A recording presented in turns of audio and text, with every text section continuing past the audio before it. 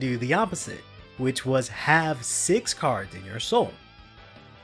This set gave Coco 4 cards, making it a playable deck, starting with the grade 0 starter, Little Witch Lulu. When you rode a grade 3 OTT Vanguard, her skill let her call herself out from soul. Then, when she was placed, you could pay the cost of taking 2 Oracle Think Tank cards from your soul and putting them into your drop so you could draw 1 card. This allowed you to pull up the remaining grade 1 and grade 2 you rode from your soul turns prior to completely empty out your soul, which now meant Coco's on-ride skill could be activated, if you sequence this correctly. In Vanguard, when card effects trigger at the same time, they go into standby, and you choose the order to resolve them in. You would ideally choose the order that benefits you the most. So in this case, you can sequence Lulu's effect to go first to empty out your soul, and then you'd be able to activate Coco's skill to draw cards. The other 3 cards for Coco in the set benefited from having no cards in your soul. The grade 2 Battle Sister Glace and the grade 3 Sky Witch Nana would both gain 3k power if you had no soul. Emerald Witch Lala was a triple rare grade 1 that on place could allow you to discard a card from your hand to draw 1, but of course only if you had no cards in your soul. You could even consider the Battle Sister Omelet promo we discussed a little bit earlier as the 5th support card, as it also benefited from having no cards in your soul. The remaining 4 cards were cards with effects every clan would end up receiving. Like I mentioned, Tsukiyomi didn't get any support for this set, and her build remained the same from the last time we discussed her. Tsukiyomi remains as a rather powerful deck in this format regardless. Soulless Witches, on the other hand, became an actual playable deck thanks to this set. Here's a quick peek at what the deck looks like, but we'll go over it in a bit more detail when we discuss the qualifier this came from, as Soulless Witches actually topped the 2012 Tokyo qualifiers with this list. Angel Feather was a clan that was introduced in set 6 and focused on manipulating cards in your damage zone. While they had a solid debut, they unfortunately only received 4 cards this set, 1 of each grade. The grade 0 Hope Child Turiel was a new starting Vanguard for the clan with the Forerunner ability, and another ability which allowed it to counterblast 1, put itself into soul so that you could swap out a card from your hand with 1 in your damage zone. At first glance, this effect seems like it was worded strangely. It had a continuous effect that required you to have an Angel Feather Vanguard. Then, if you met that condition, that unit would gain another effect that was an Axe skill. An Axe skill means that you get to choose when to activate the effect in your main phase. Couldn't they just have dropped the continuous skill and added to the Axe skill that you needed in Angel Feather Vanguard? Well, not exactly. This was done so that you could only use this card in Angel Feather decks. Without that continuous skill, you could potentially use this card in a deck of any other clan. Let me explain. In Vanguard, you can always pay the cost for a skill even if you don't meet the requirements for the rest of the skill. This is because you typically follow the rule of do the most you can when it comes to interpreting card effect text, meaning you keep going until you hit a roadblock, or you continue until you no longer can. So if a unit had a cost to put itself into soul and then search for a specific card in your soul, you could first pay the cost to put that unit into soul, then reach the text that asks you for that specific unit. If you didn't have that specific unit in your soul at that point, then the effect would just stop resolving right then and there. But you would gain the potential benefit of putting a card into your soul after paying the costs. So if, for example, the continuous skill was not there for Hope Child, you could play this card in, let's say, a Kagro deck that included some Angel Feather cards. You would be able to counterblast 1, put Hope Child into soul, and put an Angel Feather card from your hand into the damage zone. Then, when it came to resolving the rest of the skill, you would fail to proceed, as you didn't have an Angel Feather Vanguard. This usually does not matter, as you don't always want to pay the cost for no reason, as it is often wasteful. However, this cost can be beneficial to pay, as you would not only gain a card in your soul, you would also be able to put a card into your damage zone, possibly giving you access to Limit Break if you were, for example, at 3 damage beforehand. All this to say, this is still a period of time where the game let you play any card from any clan in any deck. However, we continue to see cards locked to specific clans, as Bushel was most likely trying to use this to balance out the game. We're going to continue to see more quirks like these in future card effects, including the infamous Lord effect for some time until the rule changes and the clan restriction is enforced.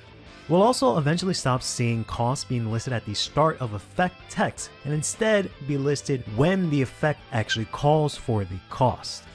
This type of structure will avoid situations like the one we have here with Hope Child. But continuing with the Angel Feather support in this set, they received a grade 1 and grade 2 that every clan would eventually end up receiving, but with a unique effect that you would think it was only a card for Angel Feather. Doctoroid Micros and Doctoroid Megalos were 6k and 8k grade 1 and grade 2 respectively that could, at the cost of Counterblast 1 when placed, take the top card of your deck and put it into your damage zone. Then, at the end of your turn, you could choose a card from your damage zone and put it into your deck and shuffle. This could be useful for putting cards you wanted back into your deck, like triggers. But the main use of this was to activate your Vanguard's Limit Break. These cards would become referred to as Limit Break enablers by players. The last Angel Feather card in this set was the new triple rare grade 3 with Limit Break, Chief Nurse Shamsio. Shamsio had 2 skills. The first skill was tied to Limit Break and allowed you to, on her attack, choose a card from your hand to put it into your damage zone. Then you took a card from your damage zone and put it into your hand. This effect worked well with the second skill that gave this unit 2k power anytime a card goes into your damage zone. This was the same effect as the grade 1 and grade 2 Pegasus we discussed when the clan first debuted in set 6. Angel Feather received a better Limit Break unit this set, as well as their own Limit Break enablers, and a new grade 0 starter that helped their game plan a little bit. However, this was not enough to make them that much more competitively viable than they were prior. The clan did manage to earn a top 8 finish or 2 in the championship series, as well as have some solid representation overall. Grey Nature was a clan that debuted with Bermuda Triangle in set 2, on side of Dragon Souls, but with only 4 cards each. This time, they received 38 cards, more than 9 times what they previously had. These included a PG, several triggers, as well as grade 1 and grade 2 Limit Break enablers. They also received several other cards with effects we've seen on other cards from different clans. Great Nature's aesthetic was also pretty clearly defined at this point, as they were all animals in the pursuit of knowledge. As for their game plan, I mentioned last time that they were similar to Tachikaze, a clan that focused on retiring their own rearguards. Tachikaze did this to gain power, but Great Nature had a different approach to this. We can use one of the grade 3 triple Rs in this set to show what I mean with School Hunter Leopold. Leopold had 2 effects. When it attacked the Vanguard, you can choose one of your other Great Nature rearguards and have it gain 4k power to the end of the turn. But then, at the beginning of your end phase, you have to retire that unit. Many cards in Great Nature will have this type of effect, granting some sort of advantage but having the downside of retiring the unit at the end of that turn. We actually see a grade 2 and grade 1 with this same exact effect, the triple rare Monoculous Tiger and double rare Monoculous Tiger in this set. These 3 cards actually all received SP copies in this set and were highly sought after cards in the set. The other effect of Leopard was actually tied to Limit Break. It worked with your first effect and allowed you to Counterblast 1 to return a unit that was retired during your end phase back to your field. One key strategy that emerged from these effects is the ability to stack multiple retire end of turn effects onto a single unit. Even though each effect required you to retire that unit, you only needed to retire that one unit one time to fulfill all of these stacked effects. One of the best targets for this strategy were any of the Hamskade trees.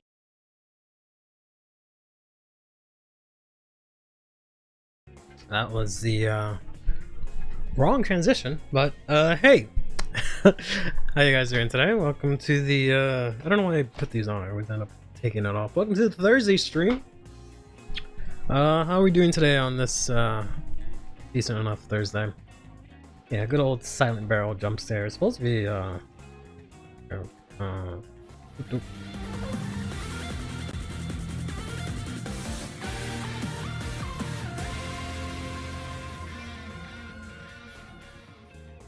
that, but it, for whatever reason, didn't take. You put it back. I was actually entertained. Unfortunate. You're entertained by a video I made, but not me in a video. Such is my life. Such is my life, unfortunately. I wonder if we'll get a Leopold as an encounter one day. I honestly don't know anymore about anything. Considering its great nature, I'm gonna say no. Probably not, but we have an Alfred encounter apparently, so maybe. I don't fucking know anymore. I don't even fucking know anymore. Even news of the future. I want to hear Curly knowledge of the past. Fair enough, fair enough. Let's live in the past. The future's not so great. That's my knowledge of the future. Stay in the past. It's always gonna be much better, trust me. I'm kidding. Well, they try to have a great nature exactly twice in the history of Vanguard ever. When was the second time? Had someone tell me Sarah Lucella was Eglima to them in CFA, like in terms of how strong it is or how long the turn takes. Whichever context, that sounds really stupid. Unfortunately, that sounds really dumb.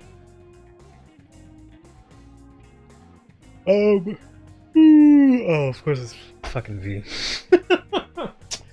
Oh god. One of these days, you kids will forget that V was a thing, and I can move on with my life. Instead of constantly being reminded that V was the thing. The Graphia technically green nature? Not.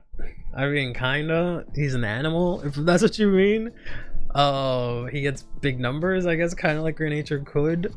And he does restand, so I guess theoretically, yes. He's a bit closer to great nature, I think, than the only other closest thing, which is Magnolia, honestly. So, but yeah, he has plant tokens, which is Neonectar, but Neonectar in V yet again with his fucking V series.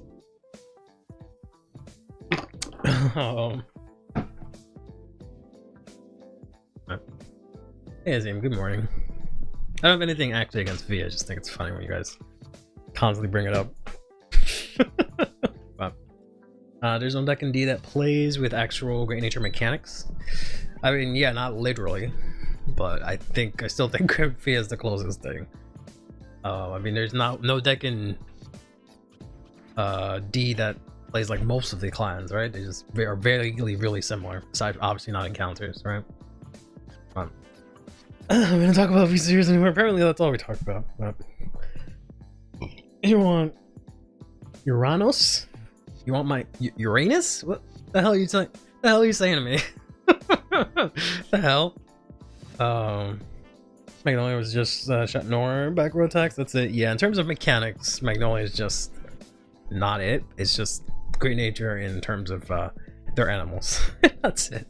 So that's why I say Grand Prix is really the closest. We want Uranus. I don't know. Of all the planets to pick, Uranus I think is like I think it's the closest. Right? I mean, I know it's not the closest, but like it's one of the closer ones, right? Or am I wrong? I know obviously there's like Mars and Venus and like the sun, which is on a planet, it's a star. But I don't remember how close Uranus is, to be honest. Maybe Uranus is closer than you actually think. Who knows, right? Maybe you'll look up one day and you'll see Uranus and it'll just be there in plain sight. But I always wondered what if standard decks were clans instead of just nations. It would be the worst card game in the world. It would be the worst card game in the world if ride lines were clans instead. Because 90% of the decks would be unplayable, right? Considering that we have 90-something ride lines. And each set would only have like 10 ride lines supported, so it'd be an absolute disaster.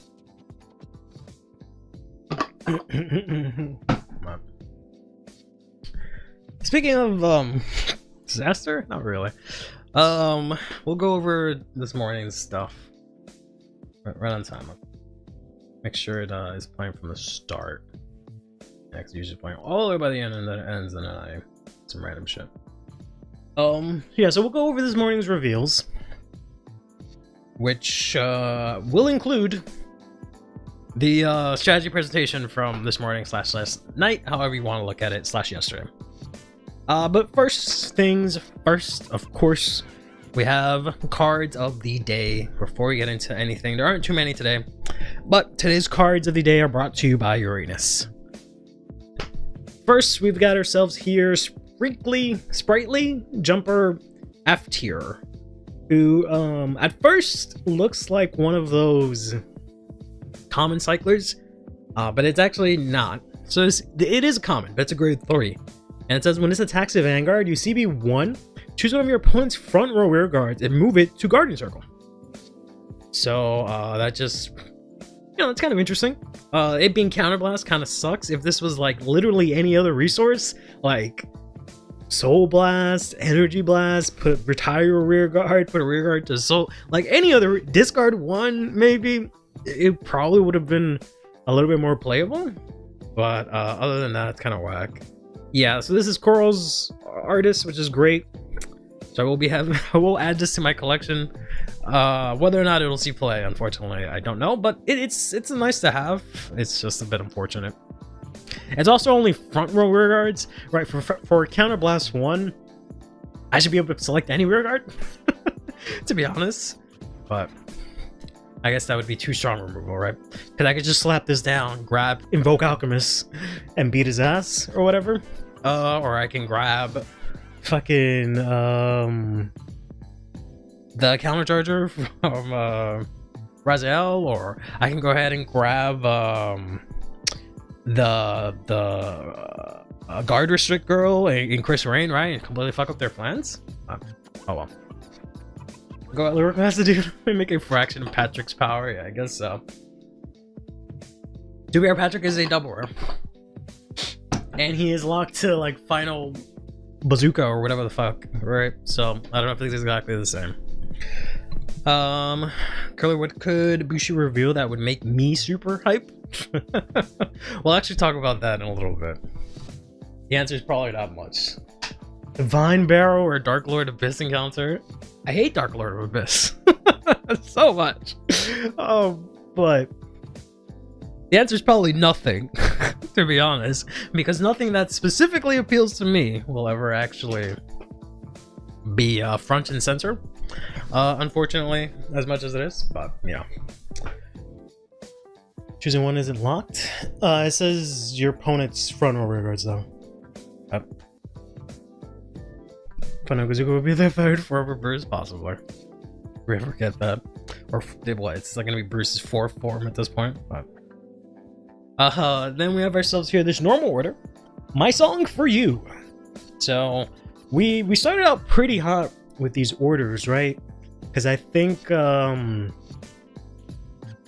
so Ikea had a good one, Dark States had a good one. I don't remember the other ones. I think the Keter one was kind of whatever. I want to say the Dragon Empire was good if we saw it already. But here is the lyrical one, and it's okay. The fact that it's locked to grade 3 is like, meh. But this is a normal order. You just choose a rear guard, and it gets, whenever something is placed on rear during the battle phase, this unit gets 5k to the end of the turn. until the end of that turn, right? So it's kind of like the Golden Magnolia Order. In that sort of sense, where like instead of every time something attacks, it's just whenever something is placed, which is like cool, but I don't know if there's really any like massive applications for this right now. Unfortunately, the most you can place in battle phase is probably like 2 or 3.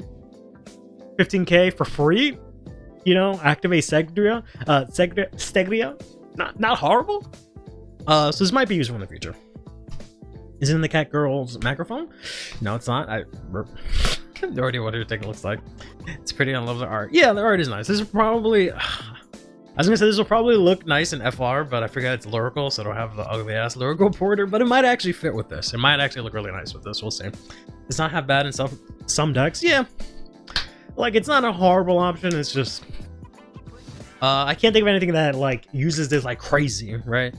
Where it's not. There's no like Ange. It's just bounces the whole board, calls the whole board kind of deal. Like not even Chris Rain does that, right? So, but it'd be nice to have. But Magnolia was good for a short bit. Yeah.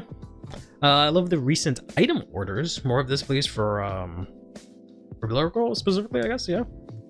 I might build the Destined deck. I forgot the name. Leah Chappelle. Yeah. Leah Chappelle, I feel like is going to be pretty fun once we get the promo in like 2 months, which should have been in a main set, but whatever.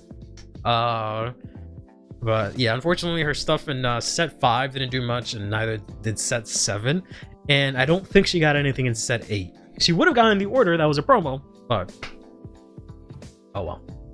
Yeah, that's what the thing that pisses me off. Like, why the hell is that even a promo when it majority works with the anime decks? So why the hell make it a promo? Why not use that promo slot for like things that don't get supported usually, right? But whatever. Yeah, and I would have loved to get that in foil because I have that deck mostly max rarity, and now I gotta go pay literally $200 or something for a dumbass promo. Oh well. Girl's a jobber. Catgirl the Jobber is a cheerleader in the season. Yeah, but like at least she's in the anime, right? At least she had a fight in the anime. Compare that to all the other promos that are in that promo pack. And tell me that one doesn't feel out of place, right? So,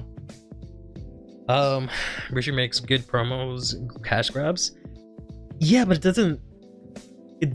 They're not cash grabs for like Bushido doesn't make money off of these things. What I don't understand. Like the only people that make money are like the secondhand market or people who manage to pull it that can like trade it. But Bushido could have easily put this in a set and it would have sold better. But whatever, doesn't matter. Like they give it for free. We're the ones that add value to it and buy it, right? We're the one making it capitalism. They give it for free out of the kindness of their heart. So, but yeah, it's just the shitty distribution. Everyone was like, yeah, that thing is always like, I'm so glad I bought it when it was $20. And I was just like, even when I bought it, it was like 20. I might have gotten like one of them for like 30 or something like that. And I was like, oh my God, this is so fucking much. Thank God I did. Because it just constantly keeps jumping up to 70. Oh, yeah. Ain't seeing those $70. Yeah, exactly. So I don't get it. Anywho, this art is really pretty. Too bad it is on one of these cards. I feel like Keter is one of the decks. Well, actually no, this maybe we'll see play in like, could see play in Liel. Maybe this isn't so bad in Liel. So this is Night of Coming Lights, Hemsense.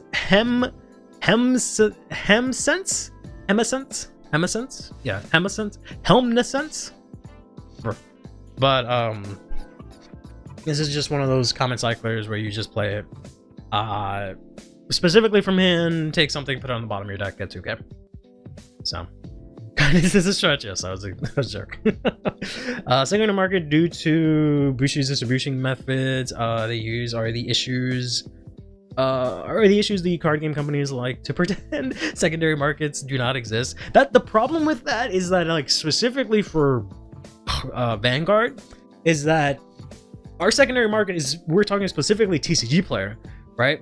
The reason that TCG player is such an issue is that majority of people don't have shops that actually sell singles or Vanguard, right? So the only place to get it is online. And considering that that's not controlled, right? Where you can buy, like, you can put a card for $1,000 and TCG Player doesn't give a shit. You can buy 1,000 copies of a card and TCG Player doesn't give a shit, even if you just go ahead and re-upload it, right? The fact that that's like completely unmoderated makes this really difficult.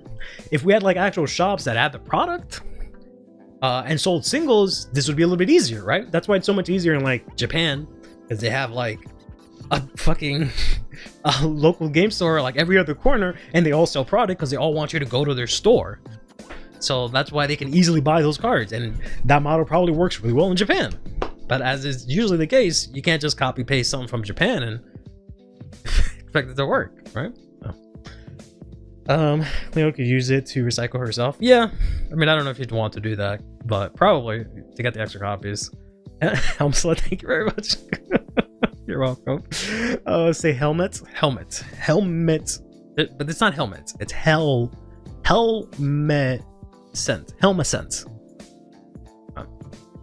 Still don't have Blazing Walk, right? Nope. Not even in Festival Booster. Hopefully it'll be in Festival Booster as we're getting BB after all. Yeah, hopefully. TCG Player does indeed suck. On the bright side, at least it's not Pokemon where scalpers will punch you at Costco for a case, yeah. But at least they have a bunch of product. But like, I can't even say that because you can't even get Pokemon product anymore. So it all sucks. So yeah. Unfortunately, now Blaster Blade is $100.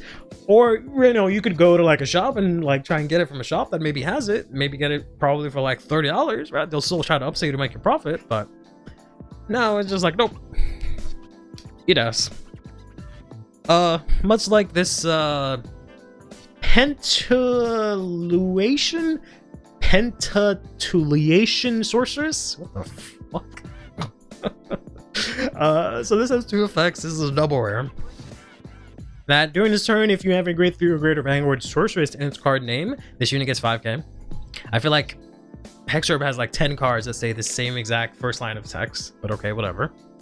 Then it says from drop, if you have a grade 3 or greater sorceress and it's placed during the ride phase, you can EB3, call this to rear, look at the top card of your deck, either put it on the top of your deck or into the soul, and if you put it into soul, this unit gets 5k power. So this seems like an interesting option to play around with. The Hexorb kids that I've seen react to this card tell me it's not great, and it's like their 1000th grade 2 that they've gotten, but it's something at least, right? It does something. Whether or not it's definitely not going to fix the deck's issues, but it is something. This is, you know, classic example of like vertical or sorry, horizontal instead of going vertical, right? They're just giving you something that does something, but not something that you actually need, right? So Vaughn is here in shambles. Yeah, exactly. I don't know. Hopefully he can cook up something with this, but we'll see.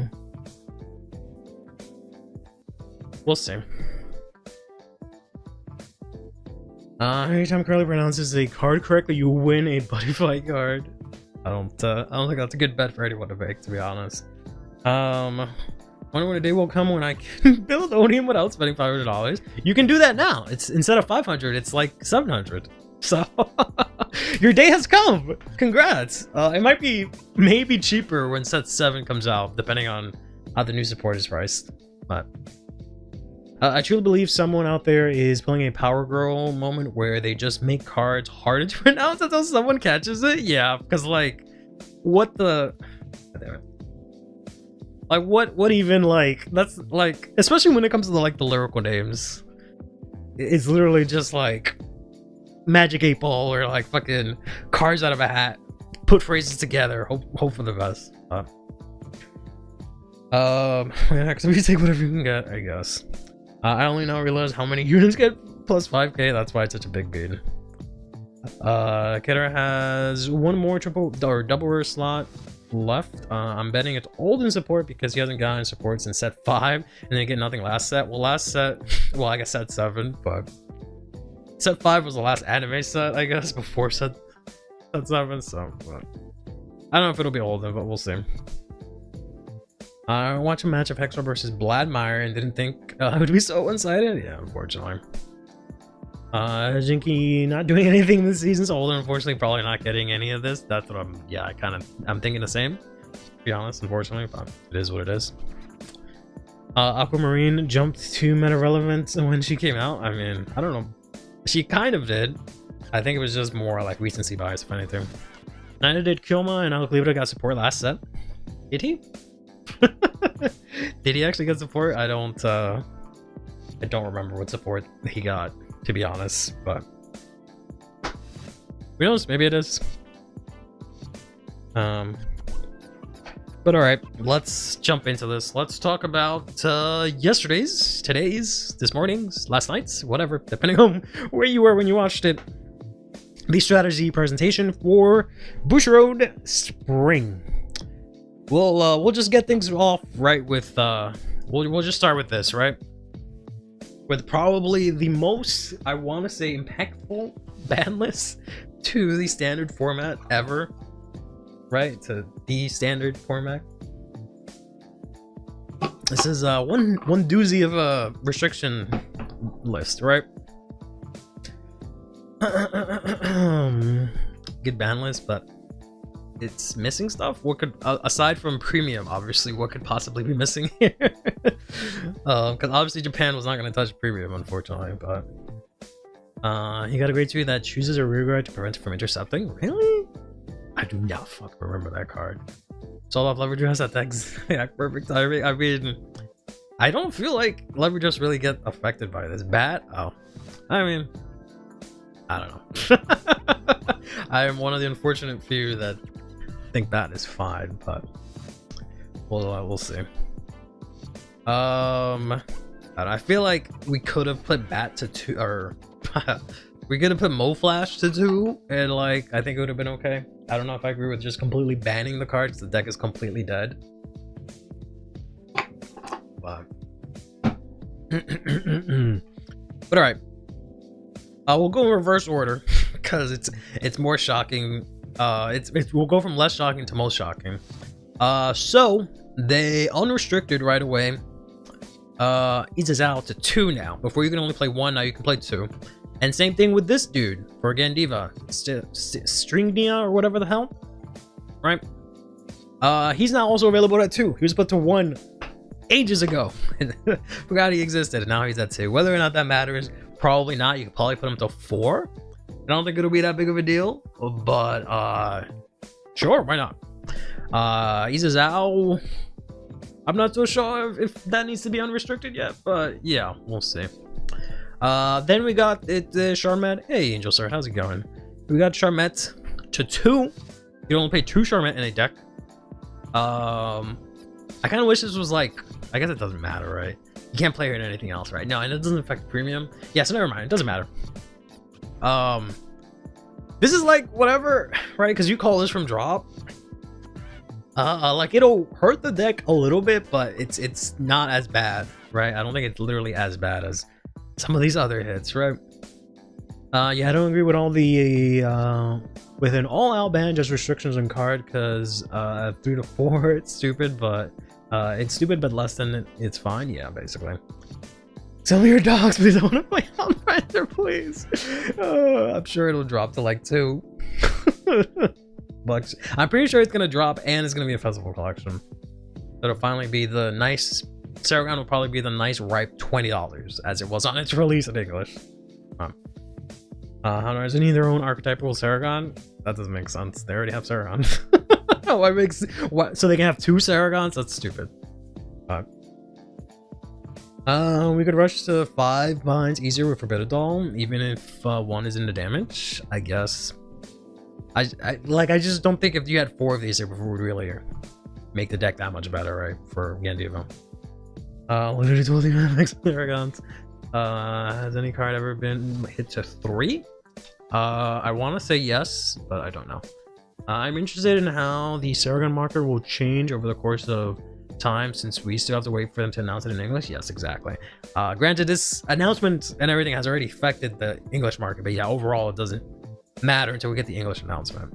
But then we have the bigger hits here. We have the faded faded, I didn't actually mean to do that, but the fabled Saragon Raziel hit. You can only choice restriction, you can only play either Saragon or Raziel, the original one.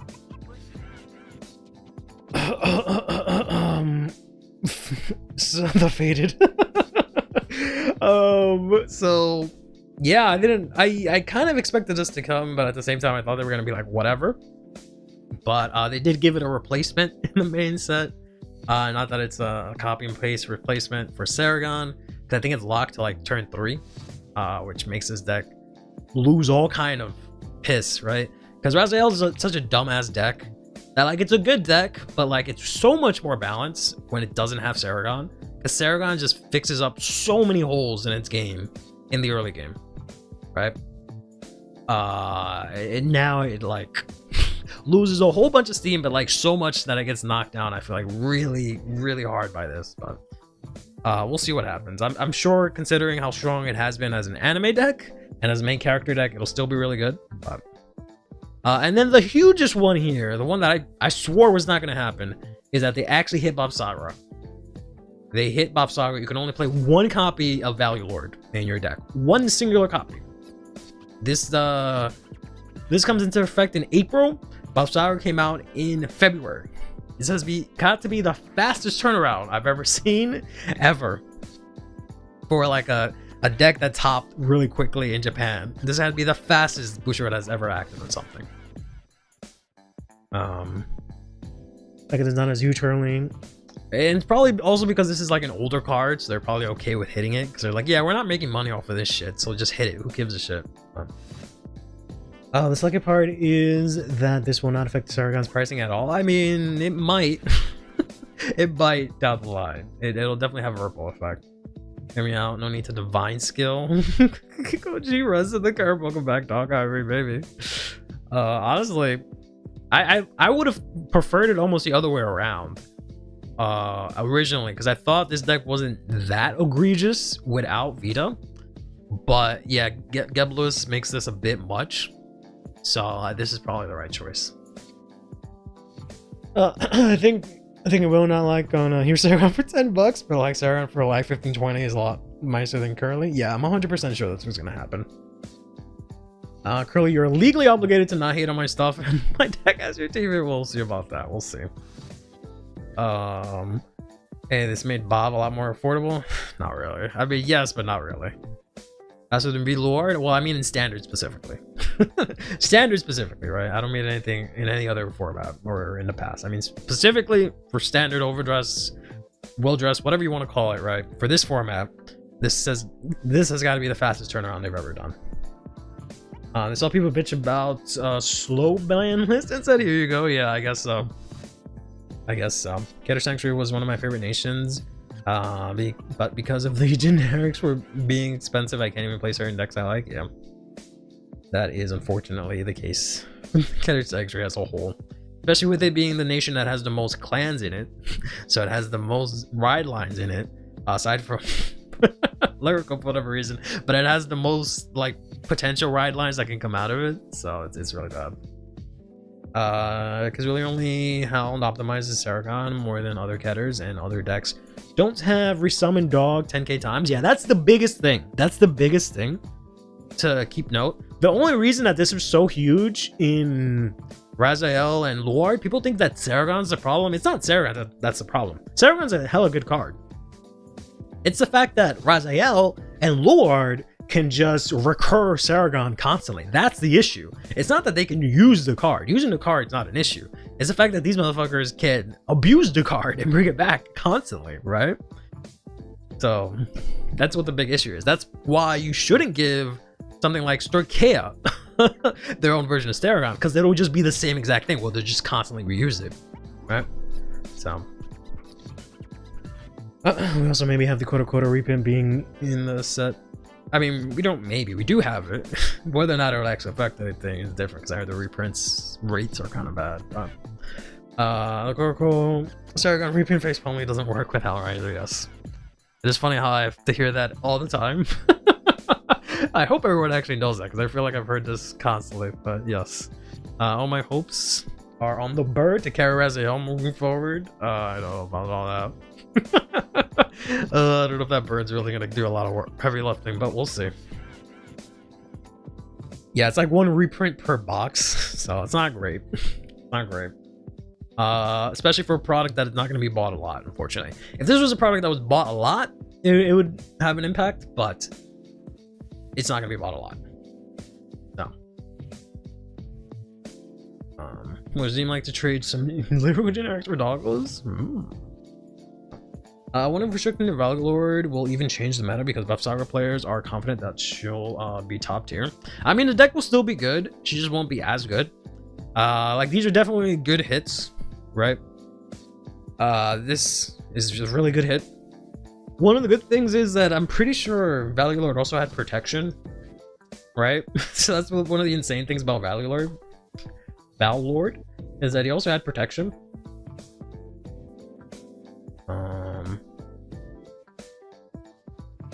Yeah, because he can't be chosen by card effects, so you couldn't even just flat out retire him. Now you can actually retire Trick Moon, and they actually have to play Vanguard, right?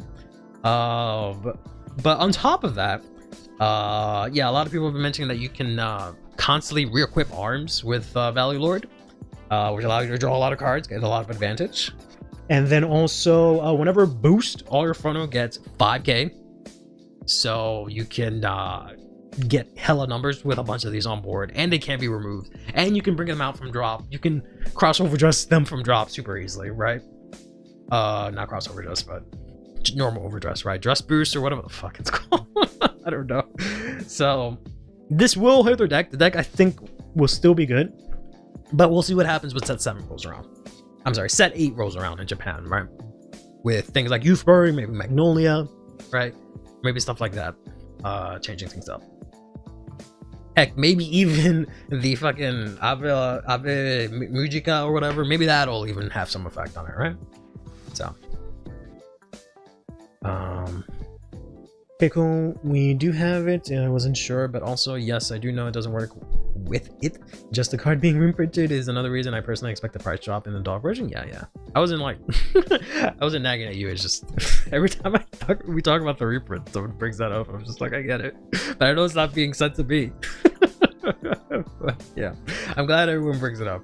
But supposedly Bav spent 3 Valor Yours to the back road and abused the new grade 2 that multi attacks. Yep. Like 30k to the front pro power right now. Yep, exactly, basically. Also fuel sold for Bav to be able to shield more consistently. Yeah, so it was just insanely good. This just shows that Value Lord wasn't meant to be used for multi-attacking. Yeah, for buff Saga multi-attacking, no. Which is interesting that they went all for it, and like they made her be able to overdress from drop. And I was just like, you guys didn't test out how insane this would be, but it's probably something that maybe like will get removed off the ban list later on once the power level or everything else catches up. Because it feels like a real bad design for them to not realize how insane this was and then have to be like, all right, let's hit it. We'll see. Someone playing Youthberg didn't even feel good playing it, and I was playing a fun deck. How? Youthberg is mostly the same deck as before. It's just 3 less bricks. Most of the issues I had before still exist. I mean, I don't know if it has the same issues. It definitely has issues, newer issues now. But yeah, balance is wild. We have here some justifications here for why certain things get hit and why certain things did not get hit. So I'll skim through it pretty quickly. But they're basically talking about here. It's just the 4 main used things out of set 7. Or the set 7 meta, I guess, is Blipsagra, Raziel, Labridress, and Altisaria, surprisingly, right? But other than that, the things that were winning a lot, maybe weren't being as popular, but have really good win rates were Barry from Love and Berry, and Bat, right, Eglima. So they have like that in mind. Essentially, that's basically something they're keeping an eye on. They're not going to touch Barry because it's a collab deck, and I don't think it needs to get hit. But Bat, if Bat does something crazy, like all of a sudden, like let's say Balsago was keeping Bat at bay in Japan or something like that, and he goes buck wild, he'll probably be next, right? But yeah, it'll just mention basically what we just went over. Balsago got hit because it was winning a lot, so it's restricting the cards, and just the fact that it was winning a lot because of all the power, right? Raziel was the second most in terms of high usage and high win rates. Leverage was third, and Altisadia was fourth with win rate. Barry was after that, and Bat was after that, right? So basically, it hasn't won enough, as what we keep saying is that it does not perform well enough in Japan for them to actually consider hitting it. That's why Bat has not been hit. Yu-Gi-Oh players have been nagging to get something like this for decades. Yeah, at the very least we have that. They were testing it out. They were Welser made, huh? Oh, for the Youth Bird. We won't even get cursed Barbies. Oh, in English, so they're not an issue. Yeah, I guess. Yeah, collab decks have a faster fall off rate than other decks just because the support isn't consistent enough. Yeah, granted, these are different, right? These are different because these are Keter Sanctuary cards, so they can use Keter Sanctuary cards. But the way the deck works, you only have space for like 4 cards, similar to Mushikin. How having 3 Bounty Lords, being able to get the front row to 30k power is healthy. Well, that's why they hit it. That's why I don't understand how they didn't see that coming. Right? Like, had she not had the text to like ride or dress from drop, I would be like, oh, okay, I guess they didn't see that coming, but they literally put that in there, so they must have tested that, and they must have been like, yeah, it's fine. But it does make me a little concerned for like the next couple of sets, because they designed these sets like way in advance, right? So they're already in like, even though they just revealed set 9, they're technically already in like set 12 in terms of like designing it and figuring out the cards for that. So they're in like set 12, figuring like, oh shit, we made Cyber a little bit too strong. So yeah, so Value Lord here can give you a lot of power, can arm buff Sagura multiple times, allowing you to draw, and then you can use Cindy to just keep looping it and do a bunch of stuff, right? Make it super strong, which is why they limited it to 1. Saragon and Raziel, kind of the same thing, allows you to get super big hand, especially in the early game, and has a lot of power. So it's really strong, right? And you can constantly keep doing that, like every stage in the game. Once you get Saragon live, you can constantly bring it back, add cards to hand. So they hit that. Shromont is interesting because they kind of they say some shit here that she just gets power, right? And she makes a big board. Sure. Like, I think the Shromont hit is fine, but I don't know if their justification really means anything. They just had to hit the deck somehow without killing her. I think that's probably the best way to do it. And then they said some shit here that basically this stuff, since it really hasn't I forget how they say it in Duel Links. They say it really nicely and eloquently in Duel Links, but it's like the current power level of these cards is like sufficient for the format or something like that. Is basically what they say here, right?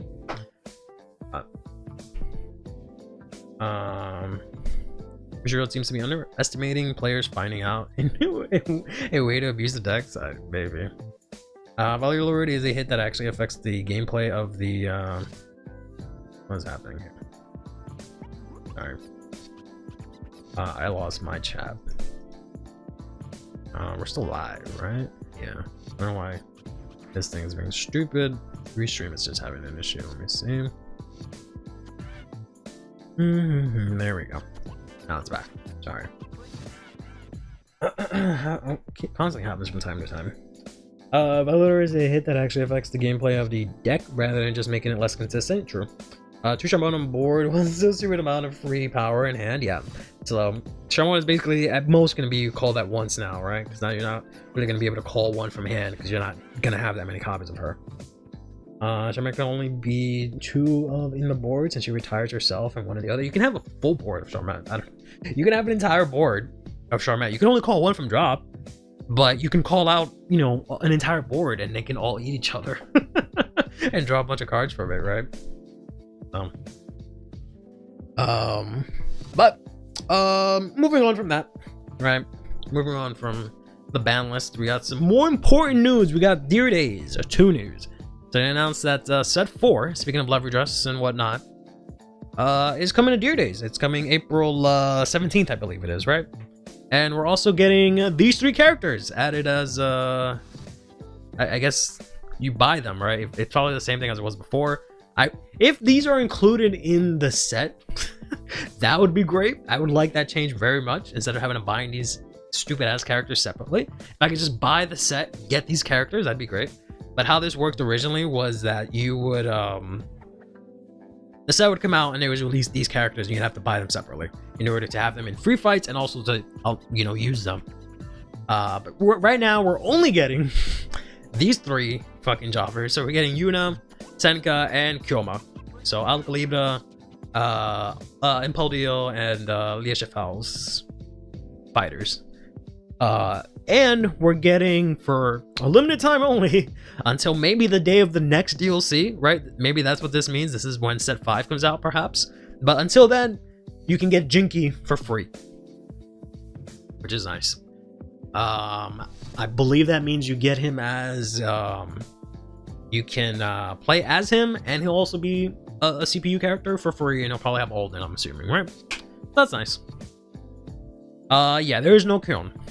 They're probably gonna save the Kyon skin for set 5 with Imperial. It kind of makes sense, right? Because there's really no point in building set 4 Levy Dress. There's kind of no point in doing that. And they have no precedent set to update existing decks for players when support comes out. They just don't do that, right? So it makes sense to just release the deck at full power, if at least Kyung at full power. So that kind of makes sense. And it also might be like a 3 thing, because they kind of did this before also, where they did like 3 characters at a time. So they might do like Kyung, Hikari, right, for Odin. And then maybe they'll do like now Sivlif. They could do that, but then again, that's gonna be 2 decks playing Varga. So maybe they'll do something else. Who knows? Right? We'll see. And then there's this campaign that's going on where, like, if you like retweet or whatever on Twitter or something, you can get a signed thing from the voice actors. I don't know if this applies in English. Probably not, right? Maybe if you do it in Japanese, you'll get it, but God forbid they remember that people outside of Japan play this game, but oh well. Sivlif playing Sivlif, please? Probably not. Maybe Sivlif now with Varga actually. I mean, maybe. I don't know if they'll give you 2 Vargas as a CPU fight, but yeah, that would make sense to me. At that point, they'd have to give you another Akino, which is stupid. They should just add the deck list to the existing one, right? Just have an option where you can select when you fight him or something like that, but like they're trying to get the DSR. Yeah, I don't fucking understand what is it with this ban. Like I'll be honest, I did not like Kagetsu from the start. When they revealed him, I was just like, this is a whack ass design. Over time, he's growing on me. I'm starting to like him more as a character. His deck I don't really like, which is a bit unfortunate. Maybe I'll eventually like it, but right now I don't really care for his deck. But I don't understand why this deck is getting so much drip, because so far the Vesterwerg has the secrets, and now it also has a DSR, right? And then one of his Genmaju, one of his myth of whatever Moonbeast, yeah, there we go. One of his Moonbeasts, both of them have secrets, which is absolutely insane, right? I've never seen this many rear guards for a deck get that many high rated cards, right? So, and this isn't even the set that the deck comes out of, right? Because the previous DSR was Altisaria. I don't know why they didn't just do before, where they used to have 2 DSRs. I don't know why they didn't do that, but yeah, very strange. Historic card better make the deck goated, because like, bro, he just stole a spot in a set that's not even his. I mean, I don't know if he stole a spot per se. This is a DSR, so it's kind of irrelevant. Sorry, this DSR is not I mean, I don't know. I think it looks kind of cool. I just wish I cared about the deck more, but Honestly, thought it would be a show in Vladimir Nexus. I mean, they still should. I don't know why they're only doing 1 DSR, because they used to do 2 before. They should just go back to doing 2, personally, but... his backstory is that he's simply over a girl that whooped his ass, I guess. They're both robbed yet again. We don't got the 3rd Moon Beast yet. Yeah, I guess we only have 2, huh? Truly tragic, yeah. But I think everyone got it. Everyone thought it was gonna be a show, yeah.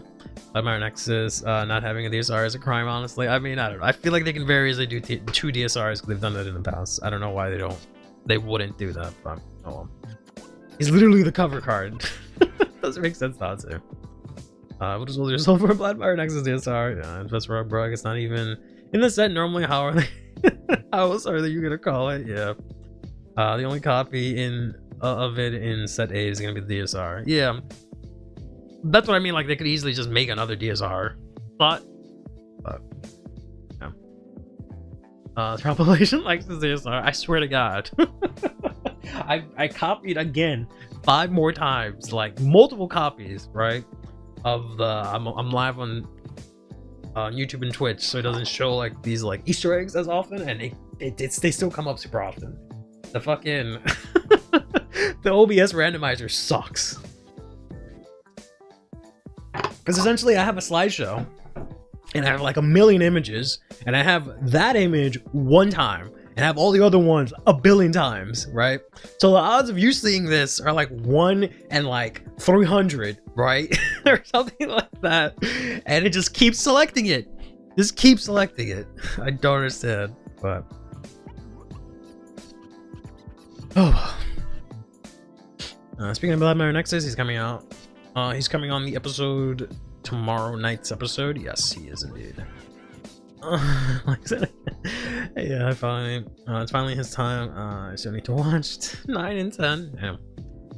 Yeah, I saw 10 at the hotel. I like 10. 9 was the Youthberg one, and that was alright. But randomizers suck in general. You sound like fucking Nintendo. But you don't like Nuzlocke either. We also got some news for Festival Collection, which by the way is coming out 5/16 in Japan, July 25th, so 7/25 in English.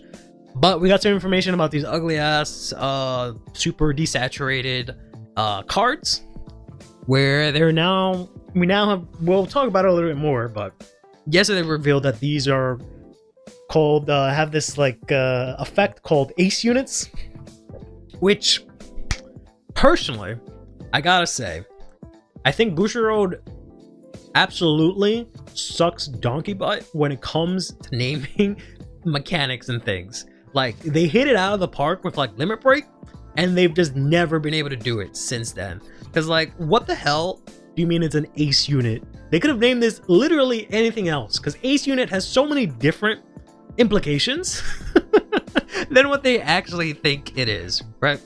But they're ace units, which just means that they're regardless pieces but as units. And then they have this thing called a unique effect. It's basically a divine skill. The Dragon Empire ace unit wasn't what I was expecting. Not at all. She looks like a Genshin character, and not in a good way. Why is the Bio Road built like that? Yeah, I don't get it. At least the Dark Chase one looks kind of cool, and the robot looks kind of cool, but I feel like they could have done a bit more. It should have been Vanguards at this point. I don't know about Vanguards per se, but an ace unit would be a Vanguard, yes. When I think an ace unit, I would think a Vanguard, right? So ace unit is such a dumb name for these cards, personally. But, maybe speaking of less dumb names, we got revealed that in Festival Collection, not in Set 9, Festival Collection, we're getting a King of Knights Alfred encounter of some sort, which is kind of crazy. It also looks super cool, and I was not expecting this. I'm not at all against this. I think Alfred is pretty iconic, so this is pretty cool to see him. Especially considering that he kind of sucked. I mean, he didn't suck, but he you know, got power crept pretty quickly. Was not great. So I'm glad to see what an actual modern day Alfred can do, right? And especially in like its own dedicated playable deck to an extent. Excited to see what this can possibly do. Like, as I keep looking at these, the Caterbrand Dark States on very thin ice. The Sarkeo one. The Sarkeo ones are good. Well, Blaster Blade reprint here to screw over those scalpers, perhaps. And if you don't pull these, you don't lose much sleep over it. Well, you say that now. Is it finally time for Alfred to be good as a non-stride? Hopefully. The GOAT. Yeah, hopefully you actually will be. CB3 call grade 2 from deck. I hope he does have a nod to his insane CB3 skill in some sort of way, but you know, for your king. I hope it's like CB3 but reveal like a card that is free just for lulz, but yeah, not really. I hope Blaster Blade gets a reprint because I'm spending $200 and getting 2 copies since I already have 2 copies. Don't buy it now. We don't even know if Blaster Blade is gonna work with this deck, so don't buy it now. Don't just because it's an IG card, just because it's 2 IG cards doesn't automatically mean that they work together, right? Don't play yourself. They might not even. They literally had 0 synergy. They had anti-synergy in the original iteration. Let me remind you, right? Because they worked together in no way, shape, or form. Especially considering Alfred was CB3 and Blaster Blade was CB2, right? They have like negative synergy with each other. So do not get Blaster Blade think that these are going to work together. I want him to have his can be boosted and get 2 crit and 20k power. Jesus. Oh, okay, but Buff Zyra is an issue. But yeah. You're not spending. Oh yeah. Don't spend it. Trust me. Yeah, he only ran 1 Blaster Blade, and even then, again, there was no cohesion with it, right? It's not like it's an archetype, right? So it doesn't make sense to get Blaster Blade. If this was MLB or something like that, that would make sense. But yeah, no. They also revealed this, which is really cool because in the manga right now, Zero, the guy that uses Varilla, he is doing some crazy shit. But he is gonna have a. I'm guessing they're gonna bring back Gallatin and Soul Saver Dragon. I guess it's gonna be like a grade 3 unit. Maybe like ride into Soul Saver Dragon like it used to back in the day. No, this is for Festival Booster. Right. Not set 9, Festival Booster. But I'm assuming these are gonna be alt arts for them, or maybe it's gonna be the actual arts, who knows? But we have Gallatin and then Soul Saver Dragon. We have Gallatin with Zero cosplaying as Gallatin, and then we have Varela cosplaying as Soul Saver Dragon, essentially, right? I mean, Varela is a grade 3, so that makes sense to me. Yeah, so it might be kind of like a Alfred's the main deck, and then Soul Saver is like, I'm sorry, Alfred, I always mix that up. Alfred is ride deck, Soul Saver is main deck, and you kind of like ride over it, kind of like a superior ride kind of thing. Kind of how it worked before, where you would go into Alfred and you'd finish with Soul Saver. So it might be something similar to that. And this might be like the grade 2 of the ride line or something like that, right? I can see that happening.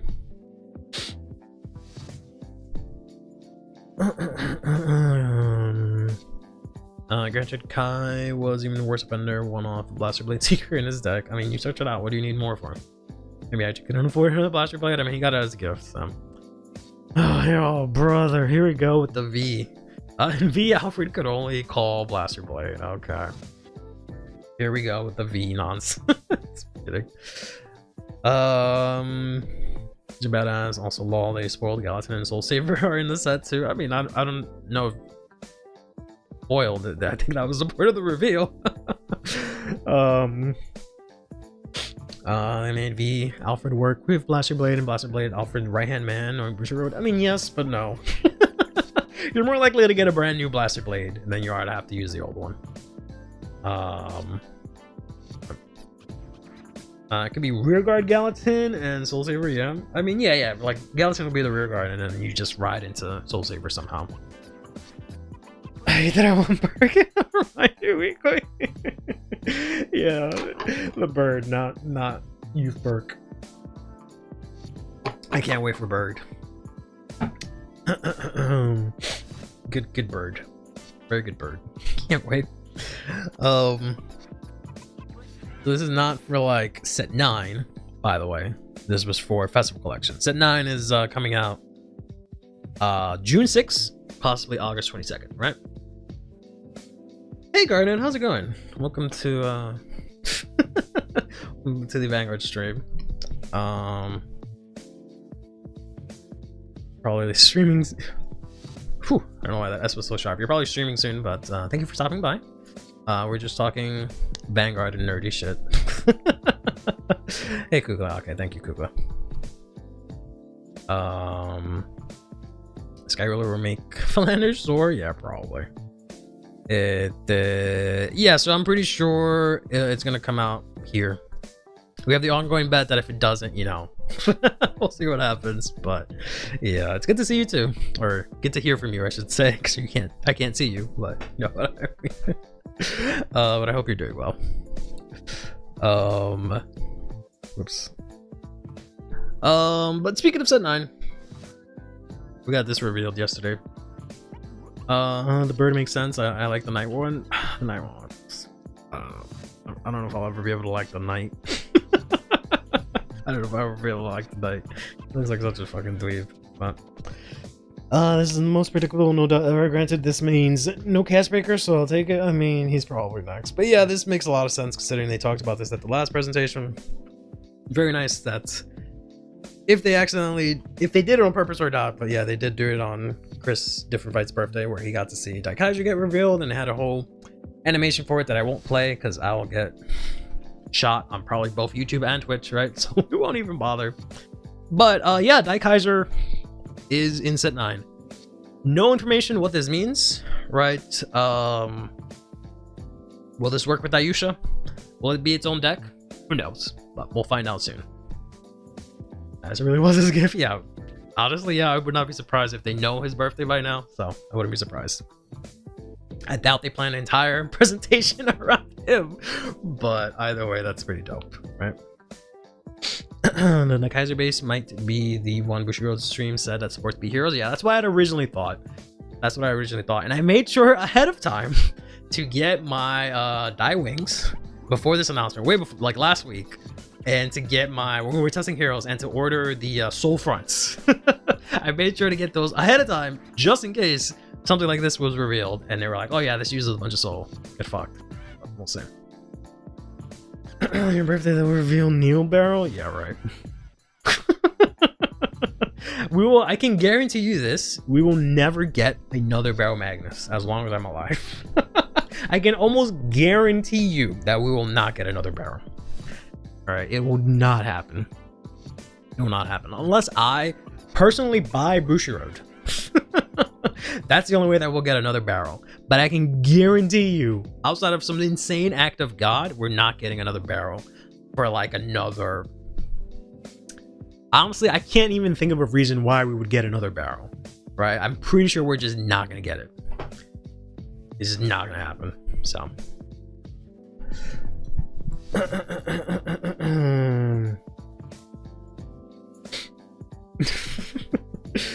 I have no faith that they'll ever give Barrow anything, unfortunately. It would have been Perfect Riser, this rolling would have been funny. Yeah, for you only, I guess. So Daikaiser would be a turn 4 card, unless Daikaiser is a different card from Daiusha. I mean, it is a different card from Daiusha. I mean, Daikaiser is a break ride, so we'll see how it goes. He likes Perfect Riser too, so it would have been like, okay, but yeah. It's most likely a different ride line. I don't know. I don't know if do they need to be a different ride line. But they're both Dimension Police. I don't know if we need 2 separate Dimension Police ride lines, but I guess I'm fine. If they're gonna share support, I feel like that's kind of dumb. You might as well make them work together, but it's whatever. We'll see. Barrel VTuber, what's our bet? Sure. We'll never get any flag break because they hate fuck me. Yep, same. They gave me a new barrel just to shut me up. They gave me a new barrel just because I go on stream and talk about it, right? I can guarantee you, Azim, if you start streaming talking about Flagberg, they'll give you one just to shut you up. And then that's it. Never again you'll get anything. Like the second you press stream and do a Vanguard stream, it's over. New flag rate will appear. It'll suck like new barrel sucks, and they'll be like, all right, shut the fuck up. Never ask me for anything ever again. Goodbye. And that's it. Yeah, because all the other cards are like Dayusha for their effects, so I'm kind of expecting a different line. They don't say Dimension Police? Oh, that's kind of whack. Well, I guess we'll see. Remember they made Vert and Labrador separate decks? Yeah, that is kind of whack. I mean, and they do vaguely share support, but not really. I don't like that. I need to stream. Really? Yes. You do. Oh, has anyone ever even played Vert though? Yeah, unfortunately. The base, Die Wing, Die Lady, and Die Truck are the only cards that just say Dimensional Robot. I mean, that's a good chunk of the cards though. But yeah, I guess it'll be its own separate deck. I don't know. I feel like they're really similar, right? I feel like they're a bit too similar that I don't have faith in Bushiroad supporting them evenly, honestly. But I guess it's fine. I guess they're similar enough. Like, I don't know. I would rather them work together. Like, I feel like if Prism's, you know, Vert and Exciter worked with Labrador, I think both parties would have been better off in that exchange. But oh well. Laser to stream, mention Wellster, and we'll get Ultimate Wellster. Wellster doesn't count. He's an anime deck. So you're gonna get that regardless, unfortunately. Yeah, but it's not the Ryland cards that's the issue. Yeah, I mean, this could also just not be like you could still ride Dayusha and then go into Daikaiser somehow, right? But who knows?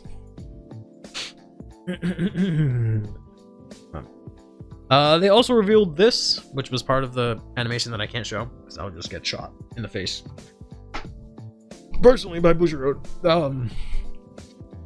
Is that they're gonna do a collaboration with Brave Run, the anime, in set 9. What does this mean? We don't know yet. Whether it is alt arts of the Daikaiser cards or if they're their own deck, we don't know, but we'll find out more soon. Big Robo Man, yes. This is gonna be Brant Gates. Yes, it should be Brant Gate, obviously, because you know it's giant robots. That would make sense. Oh. But speaking of this buddy fight that you guys can't stop talking about, so that's in set 6, which they also revealed after set 6, right after June. In August, we're getting a buddy fight booster product for Vanguard, which, huh? What? Very insane. Watching Brave Run with Dan, but I need to finish it. Yeah, me too. I stopped watching when they were like on the ship and they did like the boxing episode or something like that. Which is like, I want to say halfway through. And I was just like, okay. And I just never picked it back up after that. So yes, I'll give you guys a moment to say all your buddy fight things that I don't understand ever. That I do not understand any of the words of. But go ahead, pop off, kids. Tell me about your buddy fights and how your buddies, they fight and they're still your buddies or whatever. I stopped watching after the first episode, I guess you mean. The ending kind of traumatized me for a second. Don't remember what happened. Or I don't remember what you could be referring to, but yeah, this was a while back. This was literally, I think, last year. Like last summer is when I think I watched Brave Run, but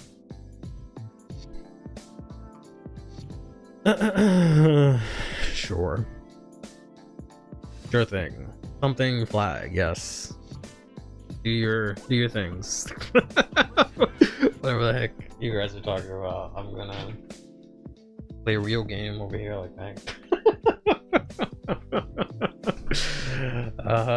Yeah, Guntra Punisher. Sure thing.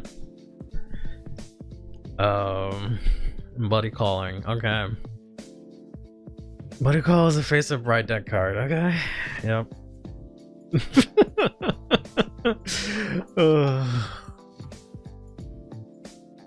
to learn all this shit when the reveals begin. I will not have to learn anything.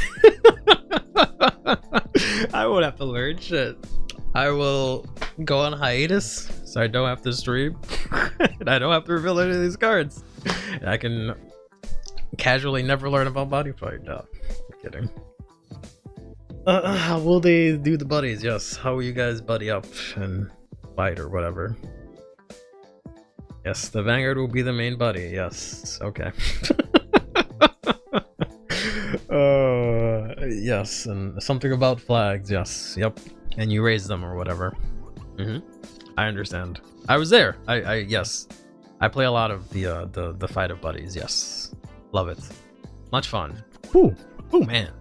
Ooh doggy. All good time have been spent with fight of buddy. Much fun. Ooh man.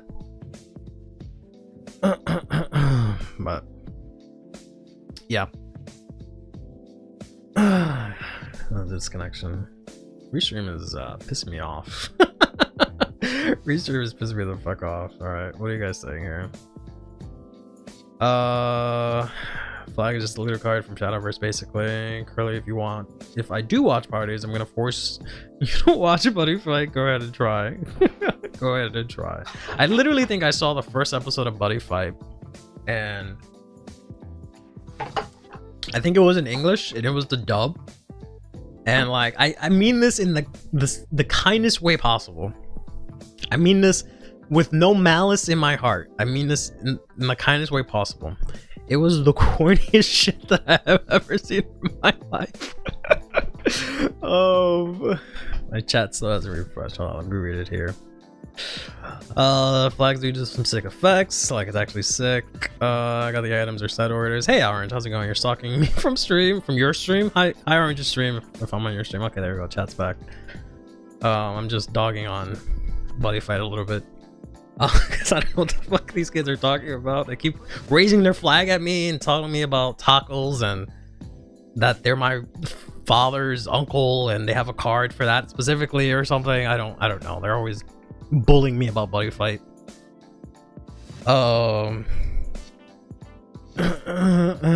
Something crest flag. Buddy Fight is similar to Vanguard but with more control elements, basically.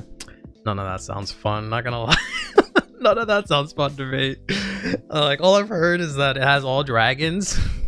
But like, you lost me there when you told me it was like all dragons. My head is small? My head is small? Bro. That is the nicest compliment I've ever heard in my life, to be honest. I've heard nothing but my head is humongous. So thank you. Honestly, thank you so much. My ears are right here. Look at them. They're huge. Wait, hold on. No. Hold on. Where's the forehead cam? Look at my ears. Look at them. They're huge. Look at them. They're there. Sound, and it goes in here into ears. My ears. Telling me I don't have ears. Unbelievable. Unbelievable.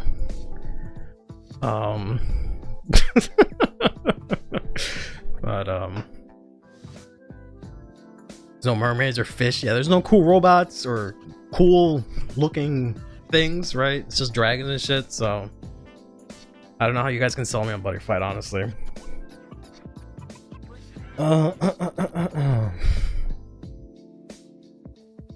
They're cool robots.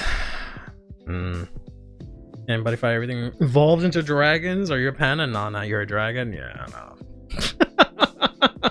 I don't. I'm not really into dragons. Yeah, I don't know if that's. I don't know if this is gonna work out, chat. What is Danger World? Like dangers from Yu-Gi-Oh? Dinosaurs? Dinosaurs are just dragons. Come on, don't tell me that. Don't tell me that.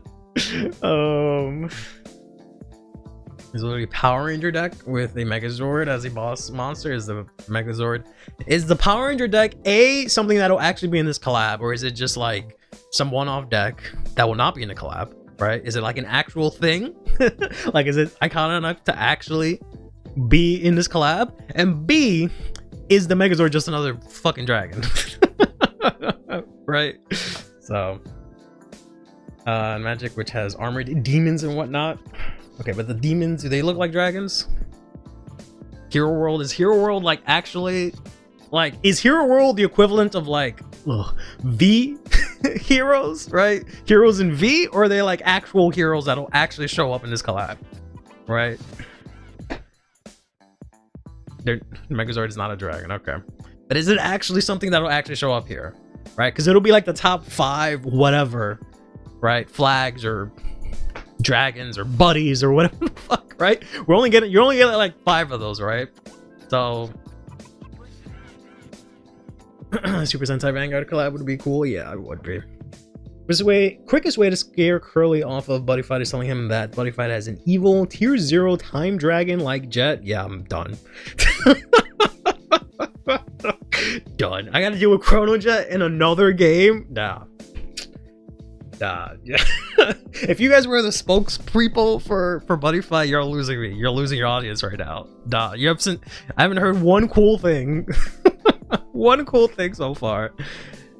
I'm mostly being facetious, by the way.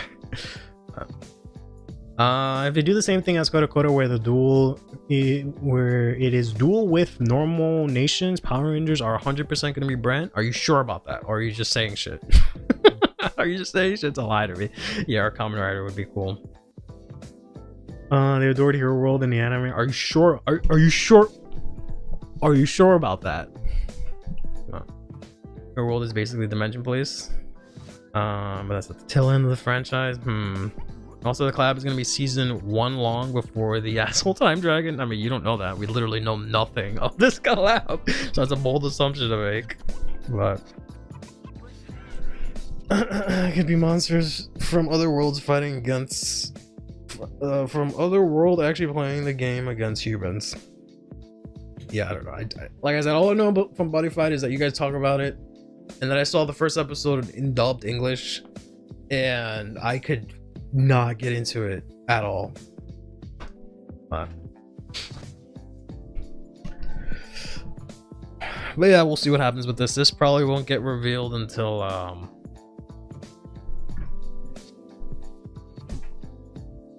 we'll be doing set 9 most of April, so we probably won't know about this until May, to be honest. We are probably not going to hear about this again until May. That's when we'll probably get the reveals for this. Right after, they'll probably be revealing Festival Collection and this at the same time. Let's get DF and teach Curly the joy of Buddy Fight. Sure thing. You guys gotta call in the big guns. You guys can't you guys can't convince me yourselves. Damn. To be fair, they also have the voice actor for the Ace main character as Taizo. Well, at least that's an easy thing for them. Curly has some of the best developments in card game anime. I don't know, man. That first episode, that unless I watched a different thing, but I'm pretty sure it was Buddy Fight because I was like, oh, okay, this is like a Bushido thing. Let me check this out. It's just like, oh my god. But I'll have to give it another shot. Maybe the like sub is a million times better, but the dub just But maybe I've watched something else. I don't know. You pull an FR, it turns into an isekai portal from which your new world-ending head comes from. I don't pull FR, so Bushi's anime dubs are always pretty cringe, not gonna lie. Yeah, but it was just like, it was really bad. But if Ace has a cool narrative with YouTubers splitting up due to spotlights, just as good as old Vanguard. I don't know, man. Maybe when this comes out, I'll give it a shot. But right now, I'm happy for y'all. You know, I truly am. I'm happy for y'all. Y'all got this thing. I hope it's good and fun for y'all. But here is the last thing, I think, right? Yeah, here's the last thing from yesterday. Whatever, the product stream, right? Whatever time it was for you. It's just the updated release schedule, which this is kind of irrelevant because this is literally today, tomorrow, right? This is the deck sets. Then we get these guys together, right? So you have to read it like this, essentially. But we get these guys together, right? In a couple of weeks, right? In like 2 weeks, We get the Urara and Michiru, or the Leonord and Drag Jewel deck sets, and we get set 8. Pretty much all that's left to get revealed, I think, is Drag Jewel. I'm sorry, Vladimir. In terms of like big decks, right? That'll be revealed, and like some triple, double rares and stuff like that, right? Then we have Festival Collection, which is going to be first released at Daibagasai, or whatever they call it now, but the Vanguard Festival in Japan. Then it's going to be officially released the 5/16 in Japan.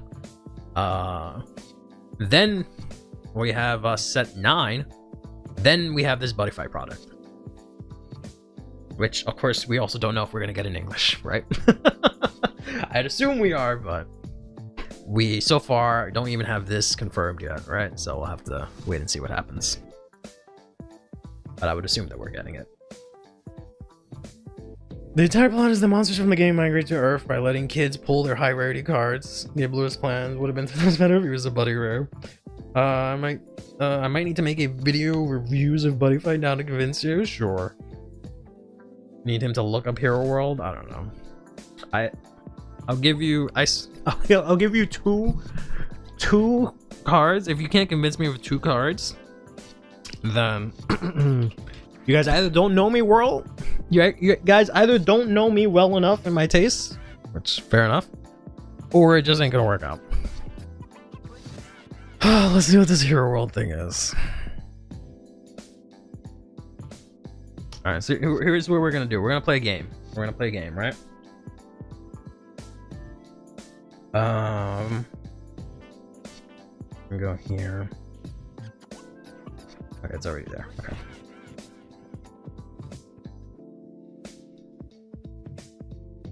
We're gonna play a fun game, right? I'm gonna go over here,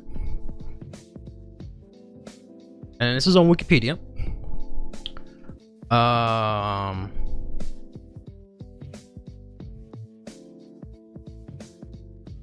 Monsters, I guess, right?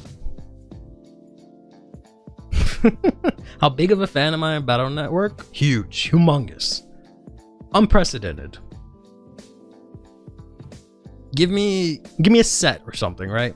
Give me either a set or whatever the fuck a size is, and give me like 3 cards to look up, and we can see if I can get jiggy to this.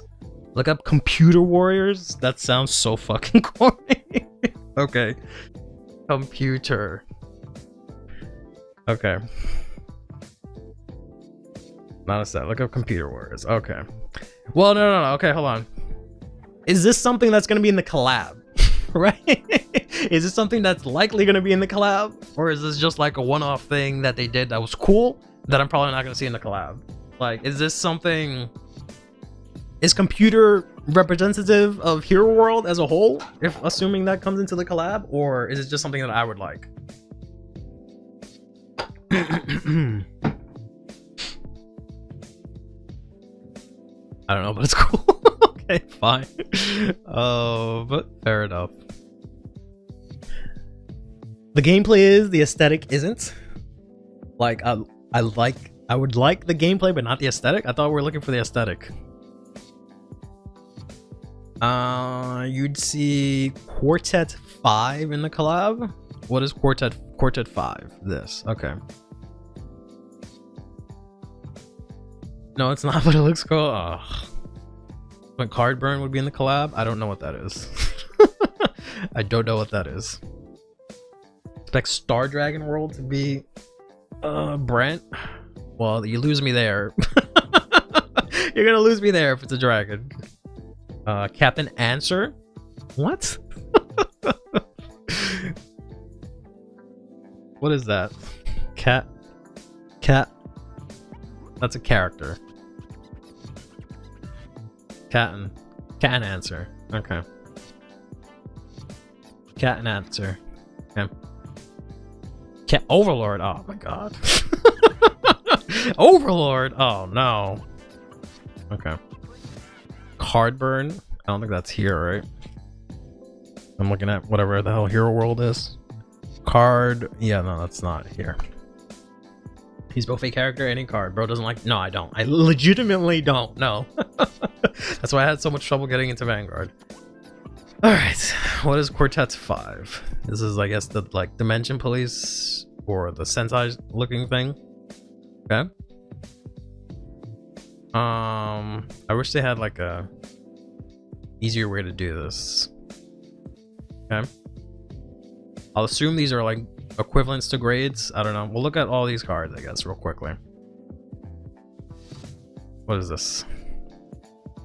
Okay, kind of looks like I don't remember what it was, but he looks like the gold Zeo Ranger, I guess.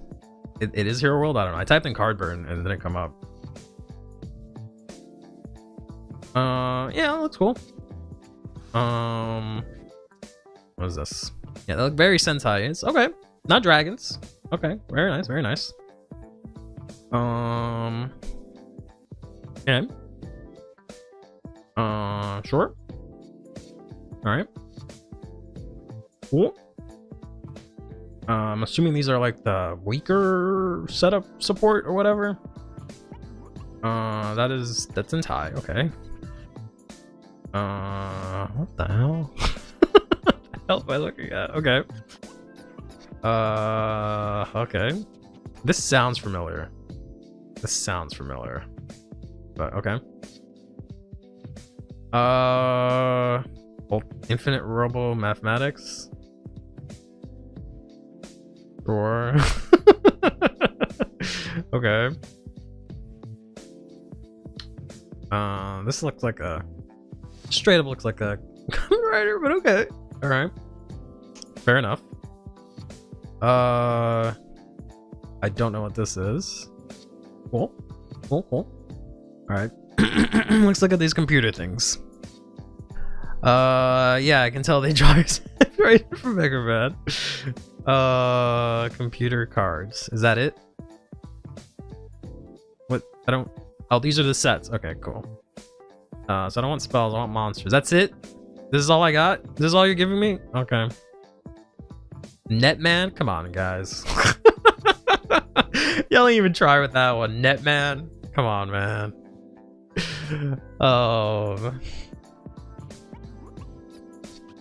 Look, first hero Einder. But if it has a board limit where your size 0 to 3 will max out size 3, you can't call more unless it's at 0, or you have a card that really breaks the rule. Okay. By the way, the gameplay of this deck is you literally henshin into the Power Rangers. The keyword's called henshin. Nice. Impact cards are finishers that just win you the game, basically. That doesn't sound like a good mechanic. That doesn't sound like a good mechanic, but okay. There's also Transformers, but I don't remember the name of the archetype. Not really into Transformers. Okay. What we got here? Okay, I got Nettoman here. Okay. Very, very shamelessly. literally just fucking Mega Man Battle Network. Okay, very cool. I can get behind this. Computer Warrior. I just wish they had picked a cooler name than just Computer Warrior and Netbat, but fine. Okay, cool. Okay. Better looking roll, I guess. Cool. Okay, pretty cool. I apparently won't be seeing this in the collab. Bro, that's just fucking base. Okay, fair enough. That's like Glide and Royal fused together. Okay, here's your impact monster. I don't know what that does or means, but there's very strict conditions to win the game. Like instantly win the game, or it's just a very strong card. So you need to set up conditions to win. Impacts are basically spells that say if your opponent life is at X, deal damage by meeting condition. Are they meant for finishers or mid game? Yeah, I couldn't find card burn. I typed in card burn unless it's spelled differently, but it doesn't show up under Hero World. Like pendulums. Ugh. That looks cool. I guess not that it really matters because it's an impact or whatever, right? Captain Ensure. Yeah, that looks cool. Second generation. Sure thing. What can you guys tell me about gameplay? What do these do gameplay wise, right? What can you guys tell me about that? Alright. Not here. I already looked at that. Yeah, so I went to Hero World and I typed in card burn and nothing comes up.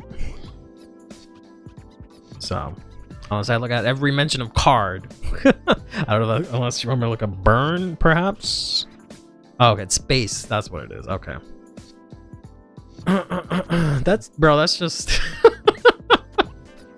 that's just... Bro. That's just Dyke Kaiser or the fucking thing for Braven. Come on, man. Oh, okay. Yeah, there's a space between it.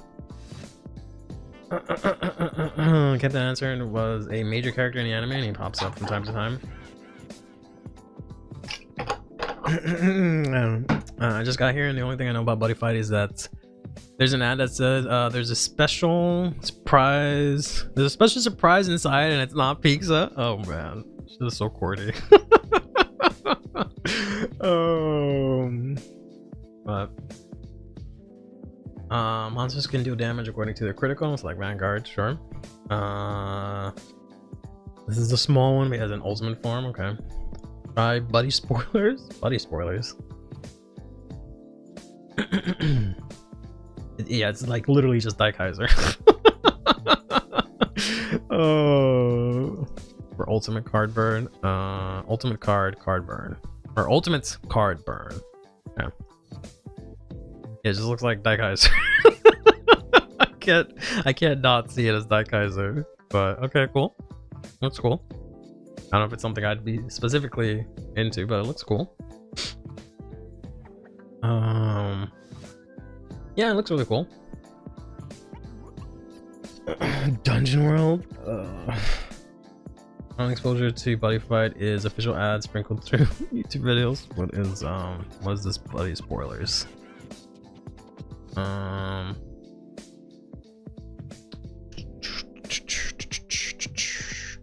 Sure. Recent cards. What do you got for me?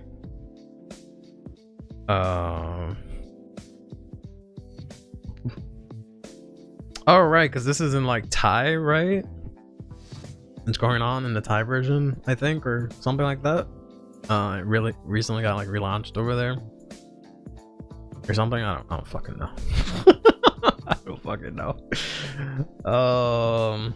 If you're looking for more dark irregular stuff, look at Magic World.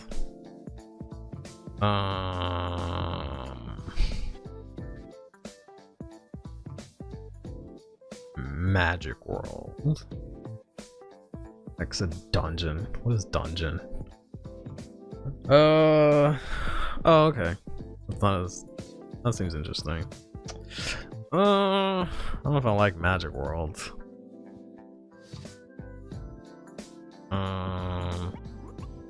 What's what's the closest thing to barrel from these archetype lists that you got for me here? Besides the monsters, there are item cards that let the player fight in the game, so you aren't just calling monsters to deal damage. What does that mean? Hardburn and Dyke Kaiser are based on the same thing? I mean, yeah, basically. You can see the resemblance. There's an entire archetype in Dungeon World that's anime characters as monsters, and the characters actually get creeped out as seeing themselves as monsters. That sounds funny. They released the anniversary sets globally. Yeah, but Thai has like I think Thai. I think there's a Thai version that recently got a Buddy Fight reboot. Dungeon is literally Dungeons and Dragons. You get knights and wizards and demons and ogres. Interesting. 72 pillars. 72 pillars. All right. Let's see what you got cooking here. About that so far. Oh, what do you got here? The hell is New Drive? 72 Pillars or Demon Lord? Alright. Demon Lord. Was it? Okay. 72 Pillars. I don't see that anywhere else. I don't know if that's the name of a card or something.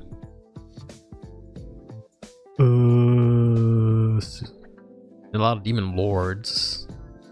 I would assume that seems like a generic ass title, right? But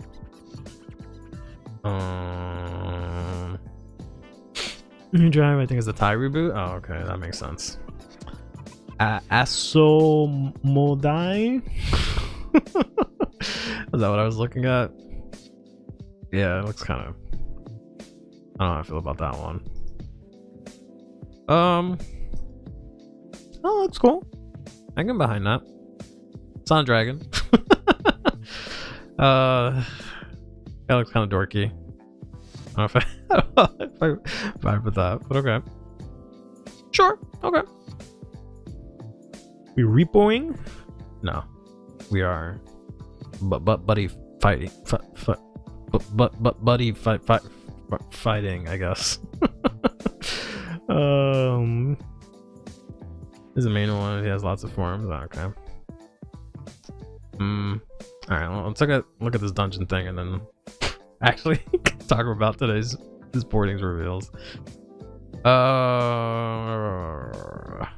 God, so many different things here. What is this? Okay, no monsters here. This. The hell is that? Ew. That's it. Okay. Adventurer. You're not buddy fighting after stream? No, I'm not. Adventurer. Oh. Okay.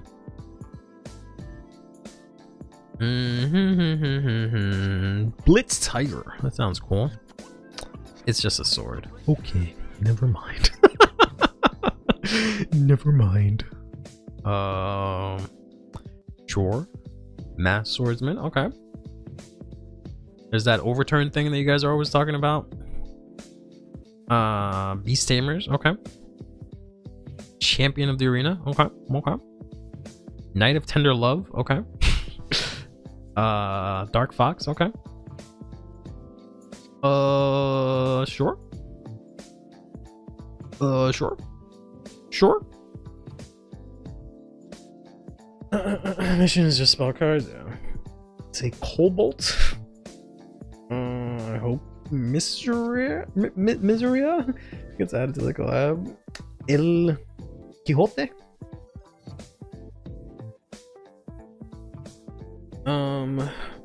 Was there a Dear Days channel on Discord? Dear Days channel on my Discord? Yes. On any other Discord? I don't know. Ventura is the anime characters? Yeah. Okay.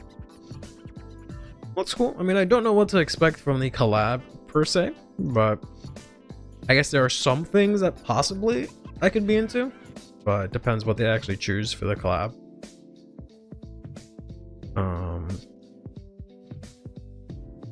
Then it matters whether or not I like the gameplay as well, but okay, interesting. Sure.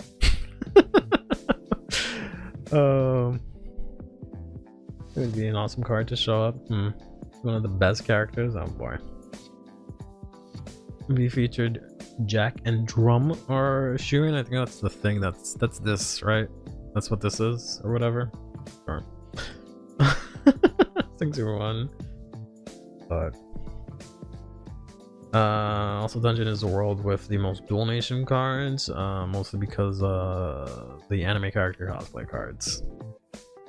Sounds like something that might not be in the in the thing, but Drum is the blaster blade of Buddy Fight. Okay.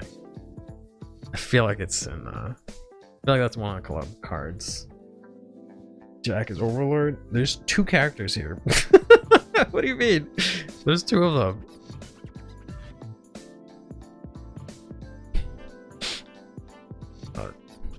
Okay. Okay. Let's go over here. Yep. We'll see what happens. Maybe I can revisit this once we actually know what's in the collab. Right? I'm assuming they'll at least show you the whatever the equivalent to crafts or nations or whatever is, right? No. Jack is the monster, the blue-haired kid who plays Jack. Jack is the monster. The blue-haired kid is the guy who plays Jack. Okay, what's his name? Why would you just not tell me his name? There you go. Drum was in the Korokoro. Yeah, because that sounds familiar to me. Okay, I had a feeling. But yeah, that is basically everything from the stream last night, this morning, whatever. And then we got this somewhat ominous message from English Bushiroad. I interpreted this kind of strange, but I'm pretty sure it is just them saying that there will be a ban list in 3-4 days or whatever, which is good, and I'm assuming it'll come into effect for set 7. It is possible that Bubsaga gets preemptively hit, but the wording was a bit confusing, yes, because it says the deck construction rules specifically, but I'm pretty sure it is just for a ban list. But they've worded ban lists differently in the past, so that's why I was just like, huh. But I assume it is nothing. I assume it is just going to be some sort of ban list. What it will be, who knows? But I will be very shocked if they actually hit Bubsaga beforehand, especially with Worlds coming up. I don't think they've ever done something like that again, where they hit something for English before it comes out. But we'll see what happens. Yeah, because of the fact that they said deck construction rules and that it's for English specifically, it made it seem like maybe they are actually doing something for premium, right? That's, I guess, what some people are hoping that might be the case, because that would make sense. If they were to do that, they would word it this way, I would feel like. But unfortunately, I think it is just a ban list. What ban list? Who knows? Right? Is it just going to be the Japanese one? That's usually what it is, but it is going to be very soon for them to do that. And we technically just got the recent Japanese ban list, plus, you know, Ghidorah, which is unique to us. So who knows? They're going to ask you can use a second ulti, honestly. I would die laughing and then quit the game. Probably because I'd be dead, so I won't be able to play, right? But we'll see. We'll find out. When is this? Like Tuesday? Monday. We'll find out Monday. It'll probably be early Monday morning. You'll probably wake up at like 6. At least 6 my time. They'll probably post it, and we'll be like, oh, okay, that's it. Right deck A3s are rotted to 10k power. They won't do that. Just keep in mind that it will not be something that only affects English unless it is for premium, right? They will not do something specifically for the English format that they wouldn't have announced yesterday, right? Unless it's a specific premium thing, because premium, they actually do more in English than they do in Japan, right? So anything else, they won't do something unique to us. You're gonna have one crest. I mean, that would have made sense to me originally, but that'd probably be really bad for them right now. But yeah, and then we'll quickly go over the Ave Musica, excuse me, stuff from this morning, including the Ace unit, so we can finally talk about this thing, because here's our first Ace unit. So once again, this is going to be in Festival Collection 2025, one for each nation. This is Drag Ritter Migdalad.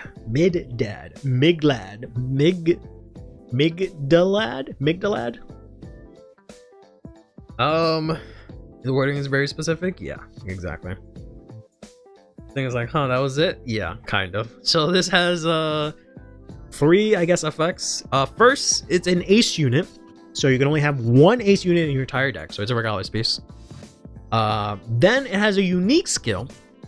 This unique skill you can only use once throughout the entire fight, regardless of how many cards you have or whatever, right? So it's a divine skill essentially, right? To translate it. Its unique skill is that when this is placed on rear, other than during the battle phase, it gets 5k power to the end of the turn.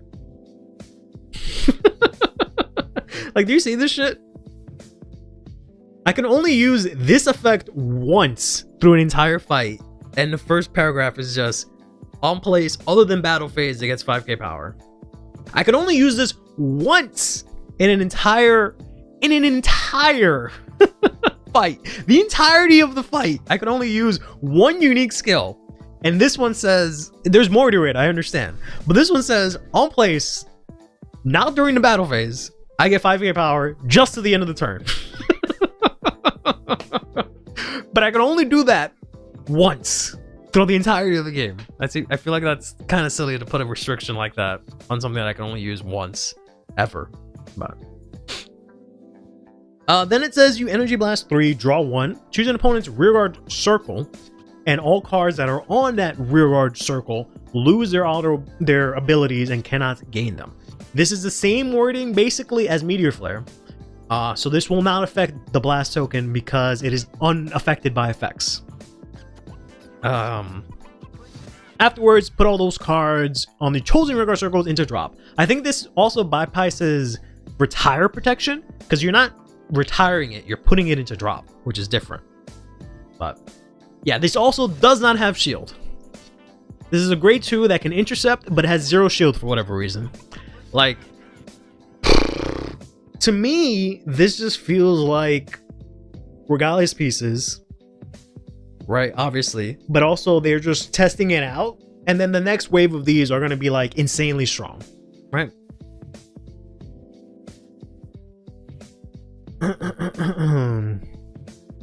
I feel like the Migdaldi was made not great because Dragon Empire has many good cards and expect Keter to be mid as well.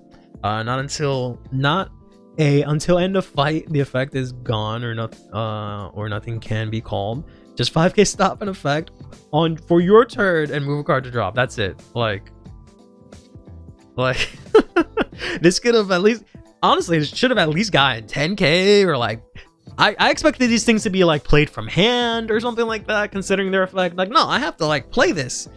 Like, basically Regalias with power. Yeah, it's literally just Regalias with a body, not even shield value. It's just Regalias but on a body. Is this a really bad Regalias? Yeah. So again, like, I think these are going to be pretty whatever initially, and then we're going to get a next wave of these eventually that are going to be a lot stronger. So I think they're testing the waters with these, which is dumb. And then eventually they'll ramp these up. But he has another effect that says that when his unit attacks, if your opponent is grade 3 or greater, this gets 5k until the end of the battle. Then if they don't have a rearguard, or if a rearguard was put from rearguard circle to somewhere else by your card ability this turn, it gets another 5k. So overall, this does what Meteor Flare does. This basically does what Meteor Flare does, except instead of Counter Blast, it's Energy Blast 3. Because they're basically the same card, right? Like, I'm sure this will probably be better than I'm saying it is, but it is kind of just Meteor Flare. A card we already have, except it has 5k shield. But, yeah. Can't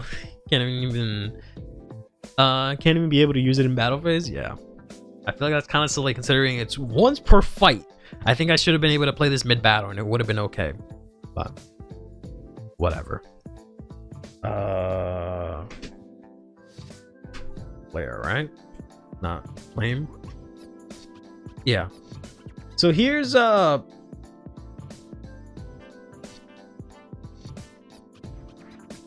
Meteor Flare, right?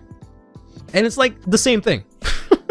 They lose. It's slightly different, but this has 5k shield, and this gets 10k power, right? Going second if they have no rear guards. This gets the same amount of power, basically, right? Sorry, here, sit down. They both get about the same amount of power going second. Except this one is continuous. This one's only on attack, right? This one on place. This one can be placed in battle phase, right? And you can play multiple copies of this. Then he says remove all units in the same column, right? No, it's just every single rear guard.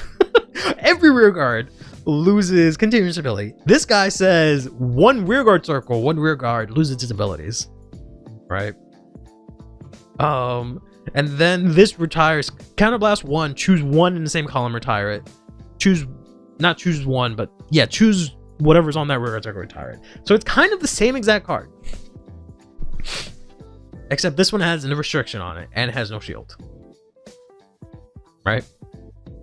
Is what I'm trying to get at.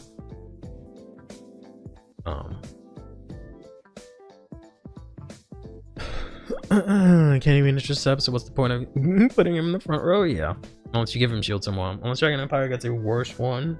Once Dragon Empire got the worst one, don't stress too much about getting these things. Well, we'll see. I can imagine the Keter one might be actually broken instead, because that's usually how these things are, with Keter just gets the best of everything. But I can't even put this in Vargo or even Alkalibra because I have more important cards that use energy. Yep. It's a good one of basically, which, well, yeah. Doesn't have any rear guards or card left the board by ability. You don't even proc this like an actual meta deck. Yeah. I mean, this just means like if you retire or do anything, but it just gets 5k. At least the each unit doesn't target, so resist protection doesn't work. Yes. It removes the resist protection for the most part, but again, it doesn't affect the blast token. That's a different type of effect.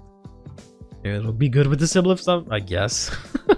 But why not just make it a rear guard if it's only good with that one deck? But yeah.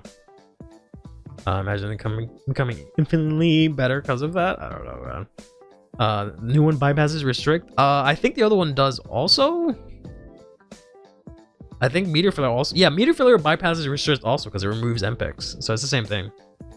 This card was made to annoy Alden players. Maybe to kill one Rally Lord. Yeah, basically. Yeah, because Rally Lord also has restrict, and this would resist, and it'll remove the resist from Rally Lord because it targets a circle and they lose abilities. But so would Meteor Flare. You can play Meteor Flare CB1, they lose all continuous abilities. Unless it's an auto ability, that's a different story, but I'm pretty sure it's continuous, right? I think Zerkare might be more broken. Maybe. We'll see. But yeah, this is kind of whatever. Which sucks, because Dragon Empire always gets like the shittiest cyclers. When it comes to like shared effects, Dragon Empire is usually the shittiest one out of all of them most times, right? The only one that was good was like the gun cycler, right? That's the only one that had a decent effect for once. But yeah, we'll get more of these and we'll see how it goes. So far, personally, I'm not impressed. I don't like that it's just like a basic effect. I was hoping for something a bit more over the top, considering that this is essentially a divine skill. So I was expecting something that a normal rearguard could not do. And as of right now, I can see a normal rearguard literally having this effect, right? Like they could have printed a card that was triple rare that had shield and had this effect, right? That just said on place from hand, in not battle phase, get 5k, EB3, draw 1, remove for 1 unit. Like I could see that being written as a card. So that's why I'm not very impressed with this unique skill, because it does not actually feel unique at all. But yeah, if you pull it, yeah, if you pull this one out of the box, it might be a bit of yikes. But all right, again, this is a Festival Collection, which we're getting July 25th. So all right, here's the part you guys have been so dying to see, which is the Michael stuff, or Bang Dream stuff, I should say. Make that more like mid-bald. Yeah, basically. Sure hope not Pacifica Ace is good in the sound system deck. Pacifica? You mean the lyrical? Because I like those decks. I guess we'll see. It's a one-up, so it shouldn't be that hard to get. And who actually watches Evan Mujica anime this season? I mean, some of y'all did. But yeah, this got announced last time that from the new I keep saying Bang Dream anime, we're getting 2 brand new decks in set 8. We're getting an updated version of the Maigo, which is actually getting a whole new ride line and everything, which I feel is kind of like whatever. Okay. I guess the old cards are completely power crept out. And then there's a new deck, clan, whatever you want to call it, race of Ave Mujica, which is what the anime was called, that got revealed today. And these effects are kind of interesting. So first things first, here's a starter. It just says, you know, go in second, you ride over, you draw, obviously. Here is the grade 1 of the ride line. When you ride over the grade 0, you search your deck for a music card. All of the Bang Dream cards, they use these music like set orders, kind of. Not really set orders, but you'll see what I mean. So this searches a music on ride. The grade 2, when rolled upon by the grade 3, you look at top 7, add anything from the deck to your hand, right? Literally any of the cards that have this race here, which is like any of the cards you're gonna have in your deck. So that's pretty good for free. Look at top 7, add anything. Then finally, here's the main effect that you guys need to know about. So this is a grade 3. Proud Oblivionous. She has 3 effects. First, she says if you didn't play in order, you counterblast 1, search your deck or drop for up to 1 Ave Mujica music card, plate, and then shuffle your deck if you search your deck. So I think this is the same thing that the Morphonica and Maigo girls do, where basically you just search one of their music cards for turn and play it if you don't have one. But it does use your order for turn. Right. Then on Vanguard Circle, at the end of the battle at your grade 3 or less, Ave Mujica rearguard attacked or boosted, lock that unit. That is right, lock. Then finally, when this unit attacks, if you played a Ave Mujica music order this turn, unlock all of your locked cards. So that's kind of nuts, because you actually get around Altisaria, because it'll unlock the card that she locks, which is pretty funny. But yeah, this plays like, kind of like Messiah to an extent, where you lock your own rear guards and then you unlock the mid battle to get 5 attacks essentially, right? So anytime anything attacks, they lock. The Vanguard attacks, you unlock all of them. They unlock standing, they can attack again. Human-sized Messiah, yeah, essentially. Messiah but waifu. I think Messiah is technically already a waifu, but yes. So, we have some supporting rear guards here, right? So keep in mind, anything attacks or boosts, it gets locked. When the Vanguard attacks, unlock. That's all you really need to know. This is Obedient Mortis. That name will be important. When this is placed on rear in main phase, if you have the Ave Mujica rear guard, you counterblast 1, look at the top 5 for any Ave Mujica add it to your hand. So this includes the units or the music orders. So that's pretty good. Then in left front row rear guard circle, so they did the same thing I think in Maigo, where units have to be in specific rear guard circles because there's like a band, right? When this is unlocked during your battle phase, you get you the player get the continuous ability that all your front row Ave Mujica get 5k, and if your opponent's grade 3 or greater, then your back row get 5k also. So going second, whenever this unlocks, you get that all your rear guards get 5k. And I'm pretty sure this would stack if it were not for the fact that this has to be played on your left front row rear guard circle, right? But I guess if you have like excels, that counts or something like that. But yeah.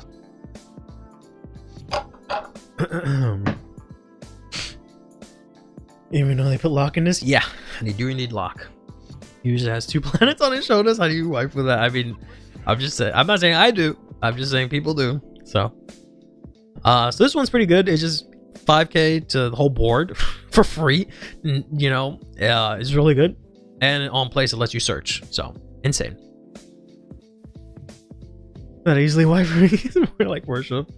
Then we have here Smart Timoris. So this is a grade 1.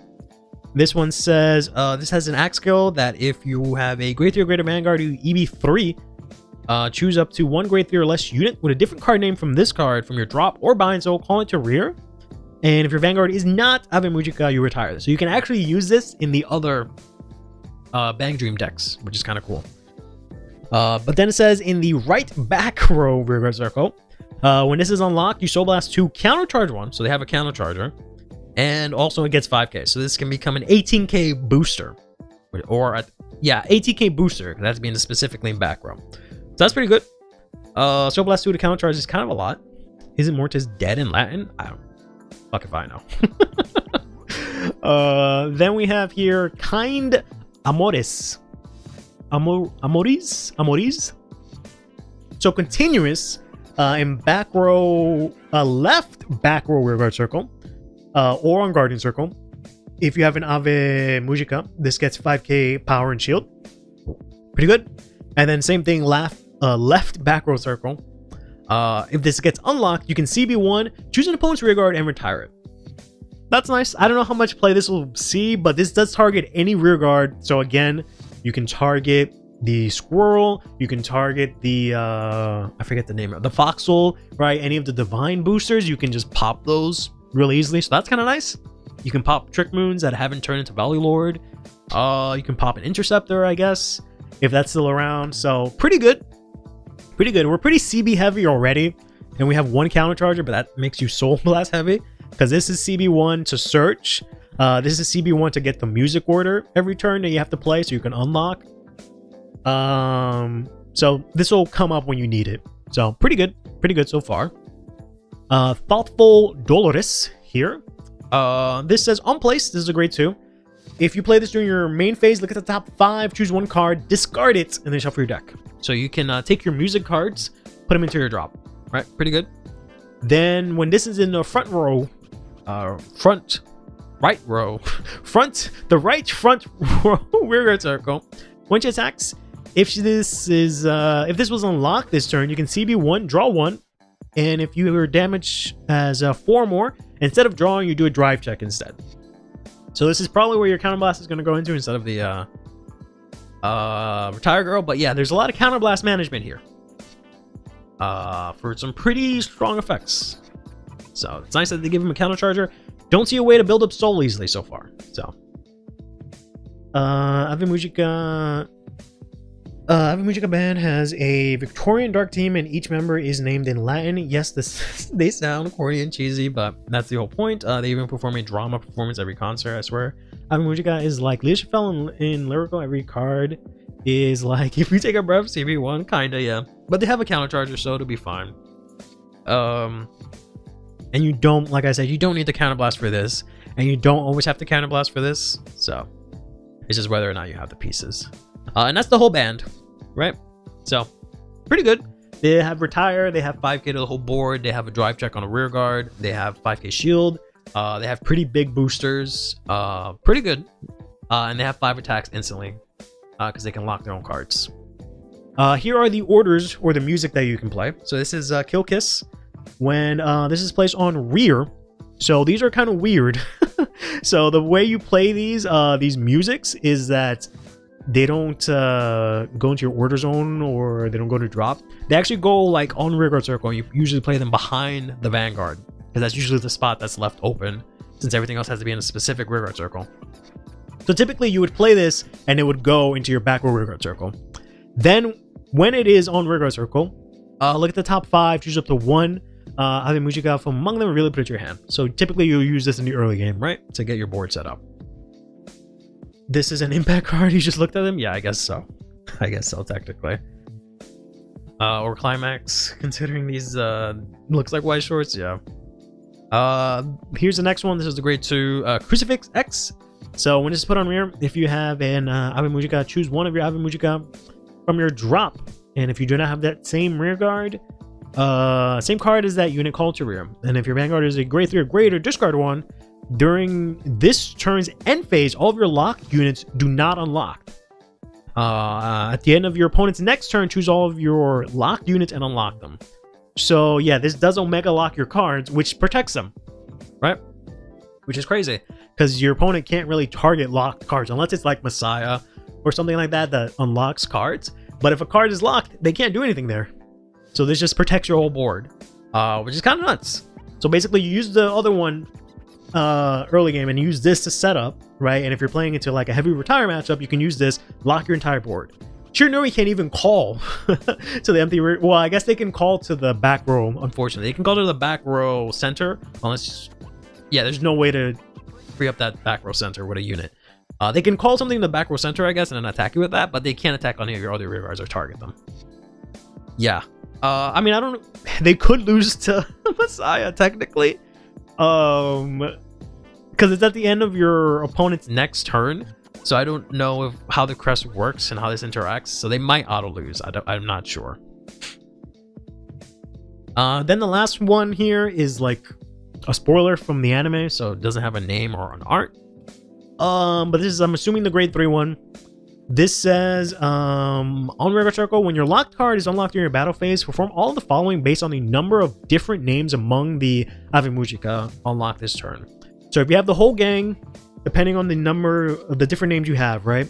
Because there's, I guess, 4 rearguard girls, right? So if you have 2 of them, your Vanguard gets a crit. And if you have all 4, the whole band together, your opponent is grade 3 or greater, your Vanguard gets an extra drive. So 5 attacks, Vanguard with a crit for free, and 3 drives for free.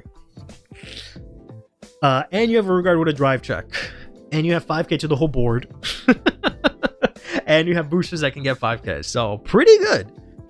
Looking pretty good. And you can have protection. Not in the same turn that you do this, because you can only play 1 music per turn. So you either get the lock protection or you get this for the aggression, essentially. Doing the fraction of our power, I mean, I don't know, it's kind of different.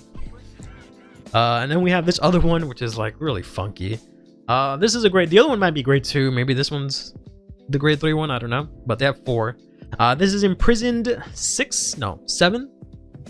So if you have the Obliviousness or whatever, you put this on Rearguard Circle, then you search your deck for Stage Resolve for you, Mortis, write it as stand, shuffle your deck, and if you did, put this into your order zone and retire all of your rear guards that don't have Mortis or Mitsumi in their card names. Then you choose a Vanguard and reduce the cost of its auto ability by counterblast 1. Then you cannot call any cards except the Mortis or the Mitsumi to Rearguard Circle. And finally, in your order zone, you can either counterblast or energy blast 1 to choose a unit with Mortis or Mitsumi and its card name from your drop, call it to rear. Very strange. And then at the end of the turn, this goes to drop, so you go back to normal. I'm sorry, yeah, that is 12. Whoops. I'm stupid. Yeah, I don't know why I saw it as a V in my head. Yes, that is indeed Roman numeral for 10. Yes, thank you. This must be something in the anime that I don't understand, but here's the stage all that they're talking. So basically, you play this order, and then you ride a grade 4 Vanguard from your deck. And then its auto abilities are reduced by counterblast 1, and you retire your whole board except for 2 different cards. Very strange. You can't ride this except by the effect of the order. Then if your opponent is on grade 3 or greater, and you have a total of 1 or more cards with either Mitsumi or Mortis in their card name in your bind zone, this gets 5k power. If you have 3 or more, it gets 15k instead of 5. At the end of the battle, this attacks, you can CB1, could be reduced to be free, but you still have to bind 2 or more units with either Mitsumi or Mortis in their card names from either your hand or Rearguard Circle. To stand this, it gets -3 drives to the end of the turn, so it doesn't have triple drive. But if your opponent's grade 3 or greater, this gets an extra drive. Then hand or drop, when your unit with Mortis in its card name is unlocked during your battle phase, you can bind Obedient Mortis from the front left row Rearguard Circle. Call this card to your left front row Rearguard Circle, and at the end of the battle, bind this unit. So it's only when she unlocks, so it doesn't give you an extra attack, unfortunately, which is kind of whack. Would have been nice if it was like after she locks or something like that, you can unlock it or something, but yeah, very interesting. Mortis has multi-personality disorder, hence the grade 4 Mortis. Interesting. And then the last card we have here is this. The many Mitsumi smiling in the audience seats. I'm gonna have to watch this to understand what the hell is going on here, I guess. I'm intrigued. But this is like a Gravidia Meteor. You can play 16 of these. Then, depending on the number of Mortis or Mitsumi, this is the Mitsumi that you have in your bind zone. This card gets the following. It's a grade 2. But if you have 2 or more, you get boost. If you have 4 or more, this can intercept and can intercept from the back row. And 5k shield, and then during your turn, it gets 5k power if you have 6 or more. Mitsumi is her gentler personality. Mortis is the passively aggressive one. Interesting. I don't know how much this part would actually be played. I feel like these last 3 cards, like this, and this, I don't know if that's core to the main strategy. I feel like we had a lot of good shit going on, and then we had like all this random shit. So I feel like there's maybe like 2 different ways to build the deck. Because I feel like you can play 4 of all the other girls and you have the whole deck, right? And then like this, you can choose to play that way if you want to have fun or whatever, or something like that, right? And finally, here are the like extra secrets, which look absolutely beautiful. Not gonna lie, these look insanely beautiful. I wish I could get these. They're probably gonna be $1 million because I can never get these nice cards because they're always in low stock and they're always like $500. But these look really beautiful. I like these a lot. They look really pretty.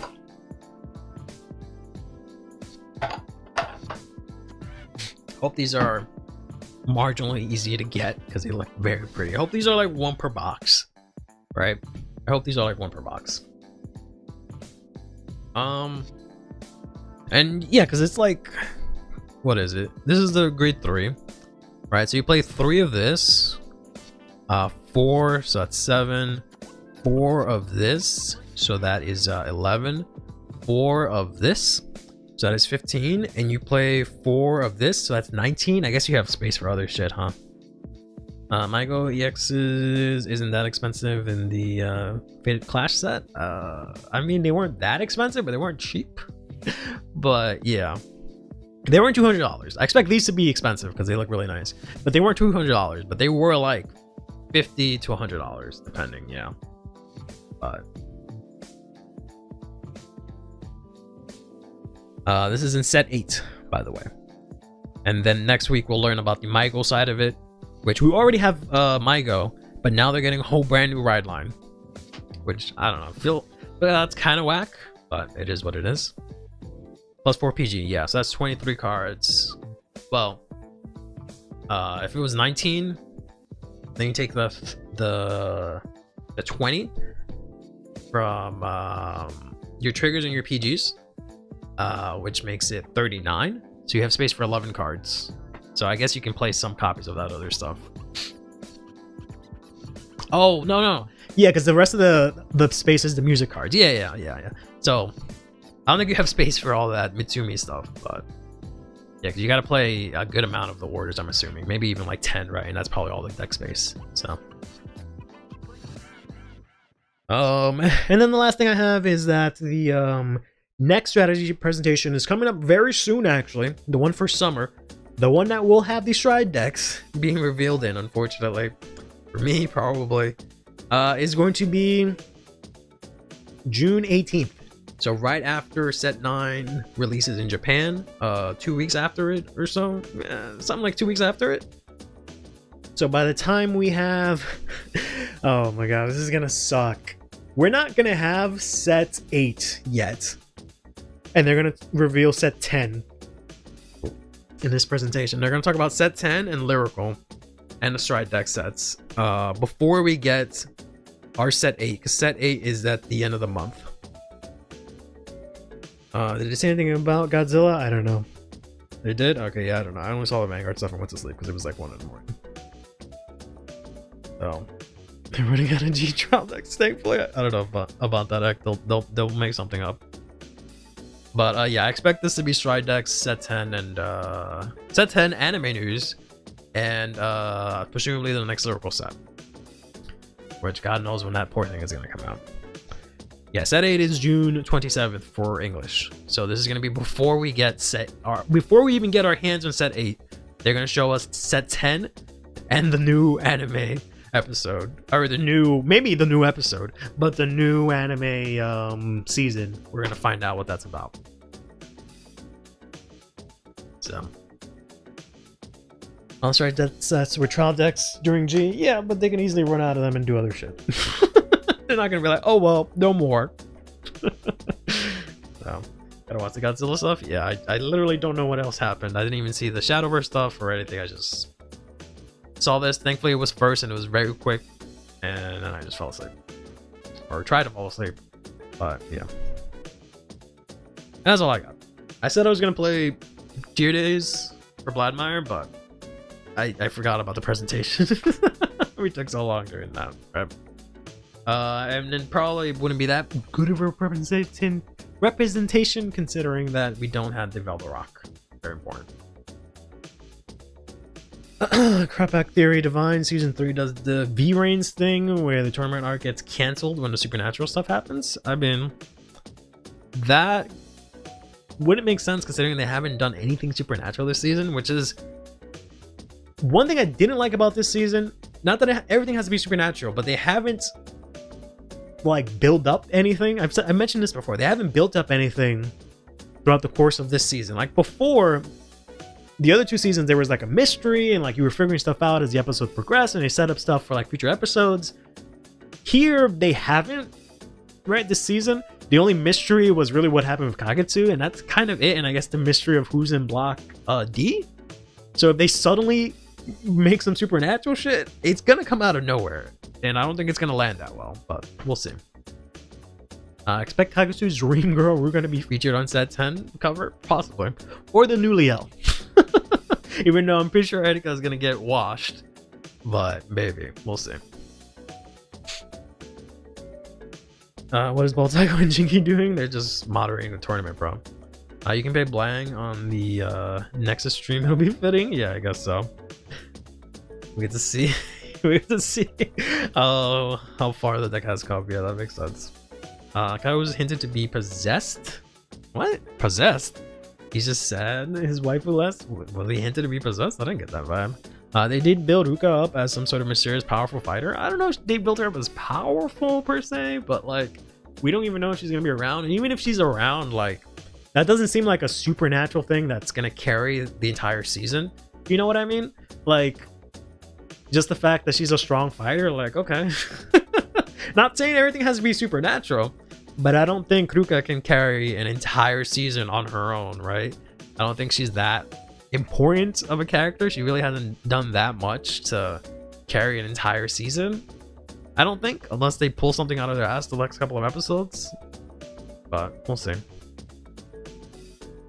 Kage is obsessive, but that is most Vanguard characters. Yeah. Hookah's obviously the other D block qualifier, more than likely. I can't imagine her not being it, considering how predictable the anime can be sometimes, right? But I do expect it to be kind of like my theory is I expect her to do a Zane from Yu-Gi-Oh! GX, where she becomes like Dark Zane. Where like she was like strong or respectable before, and then now she becomes like all evil because like whatever she lost in a pro scene or something like that. So I expect something like that to happen when and Akaka's just like, what the fuck happened, right?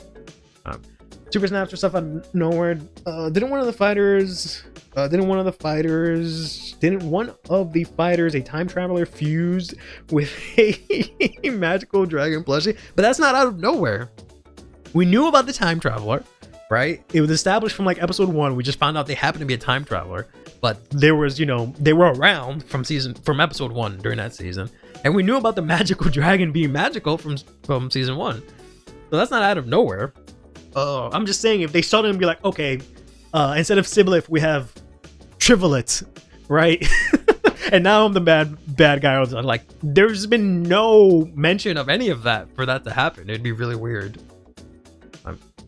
Akane Space Chicken is supernatural stuff happening? Maybe.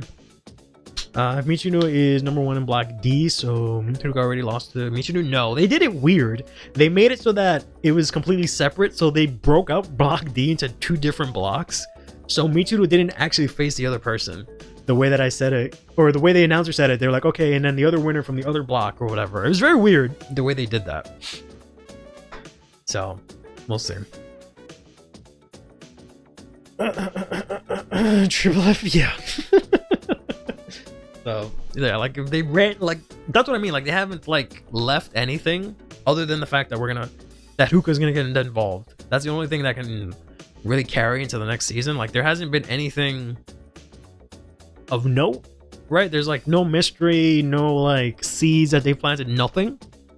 Unless I'm wrong, I can't really think of anything that they've done. I guess there's also like Susan and his family could be a thing that comes up next season, maybe, and that's it. So I don't know.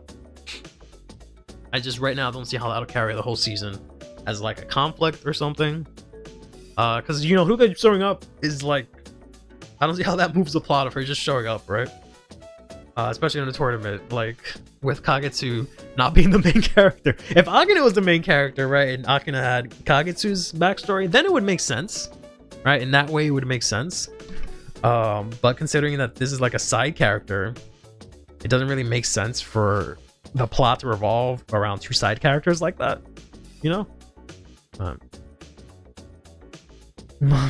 Oh, Casburger Dragon? I doubt it. I doubt they'll actually show an encounter, but that would be something.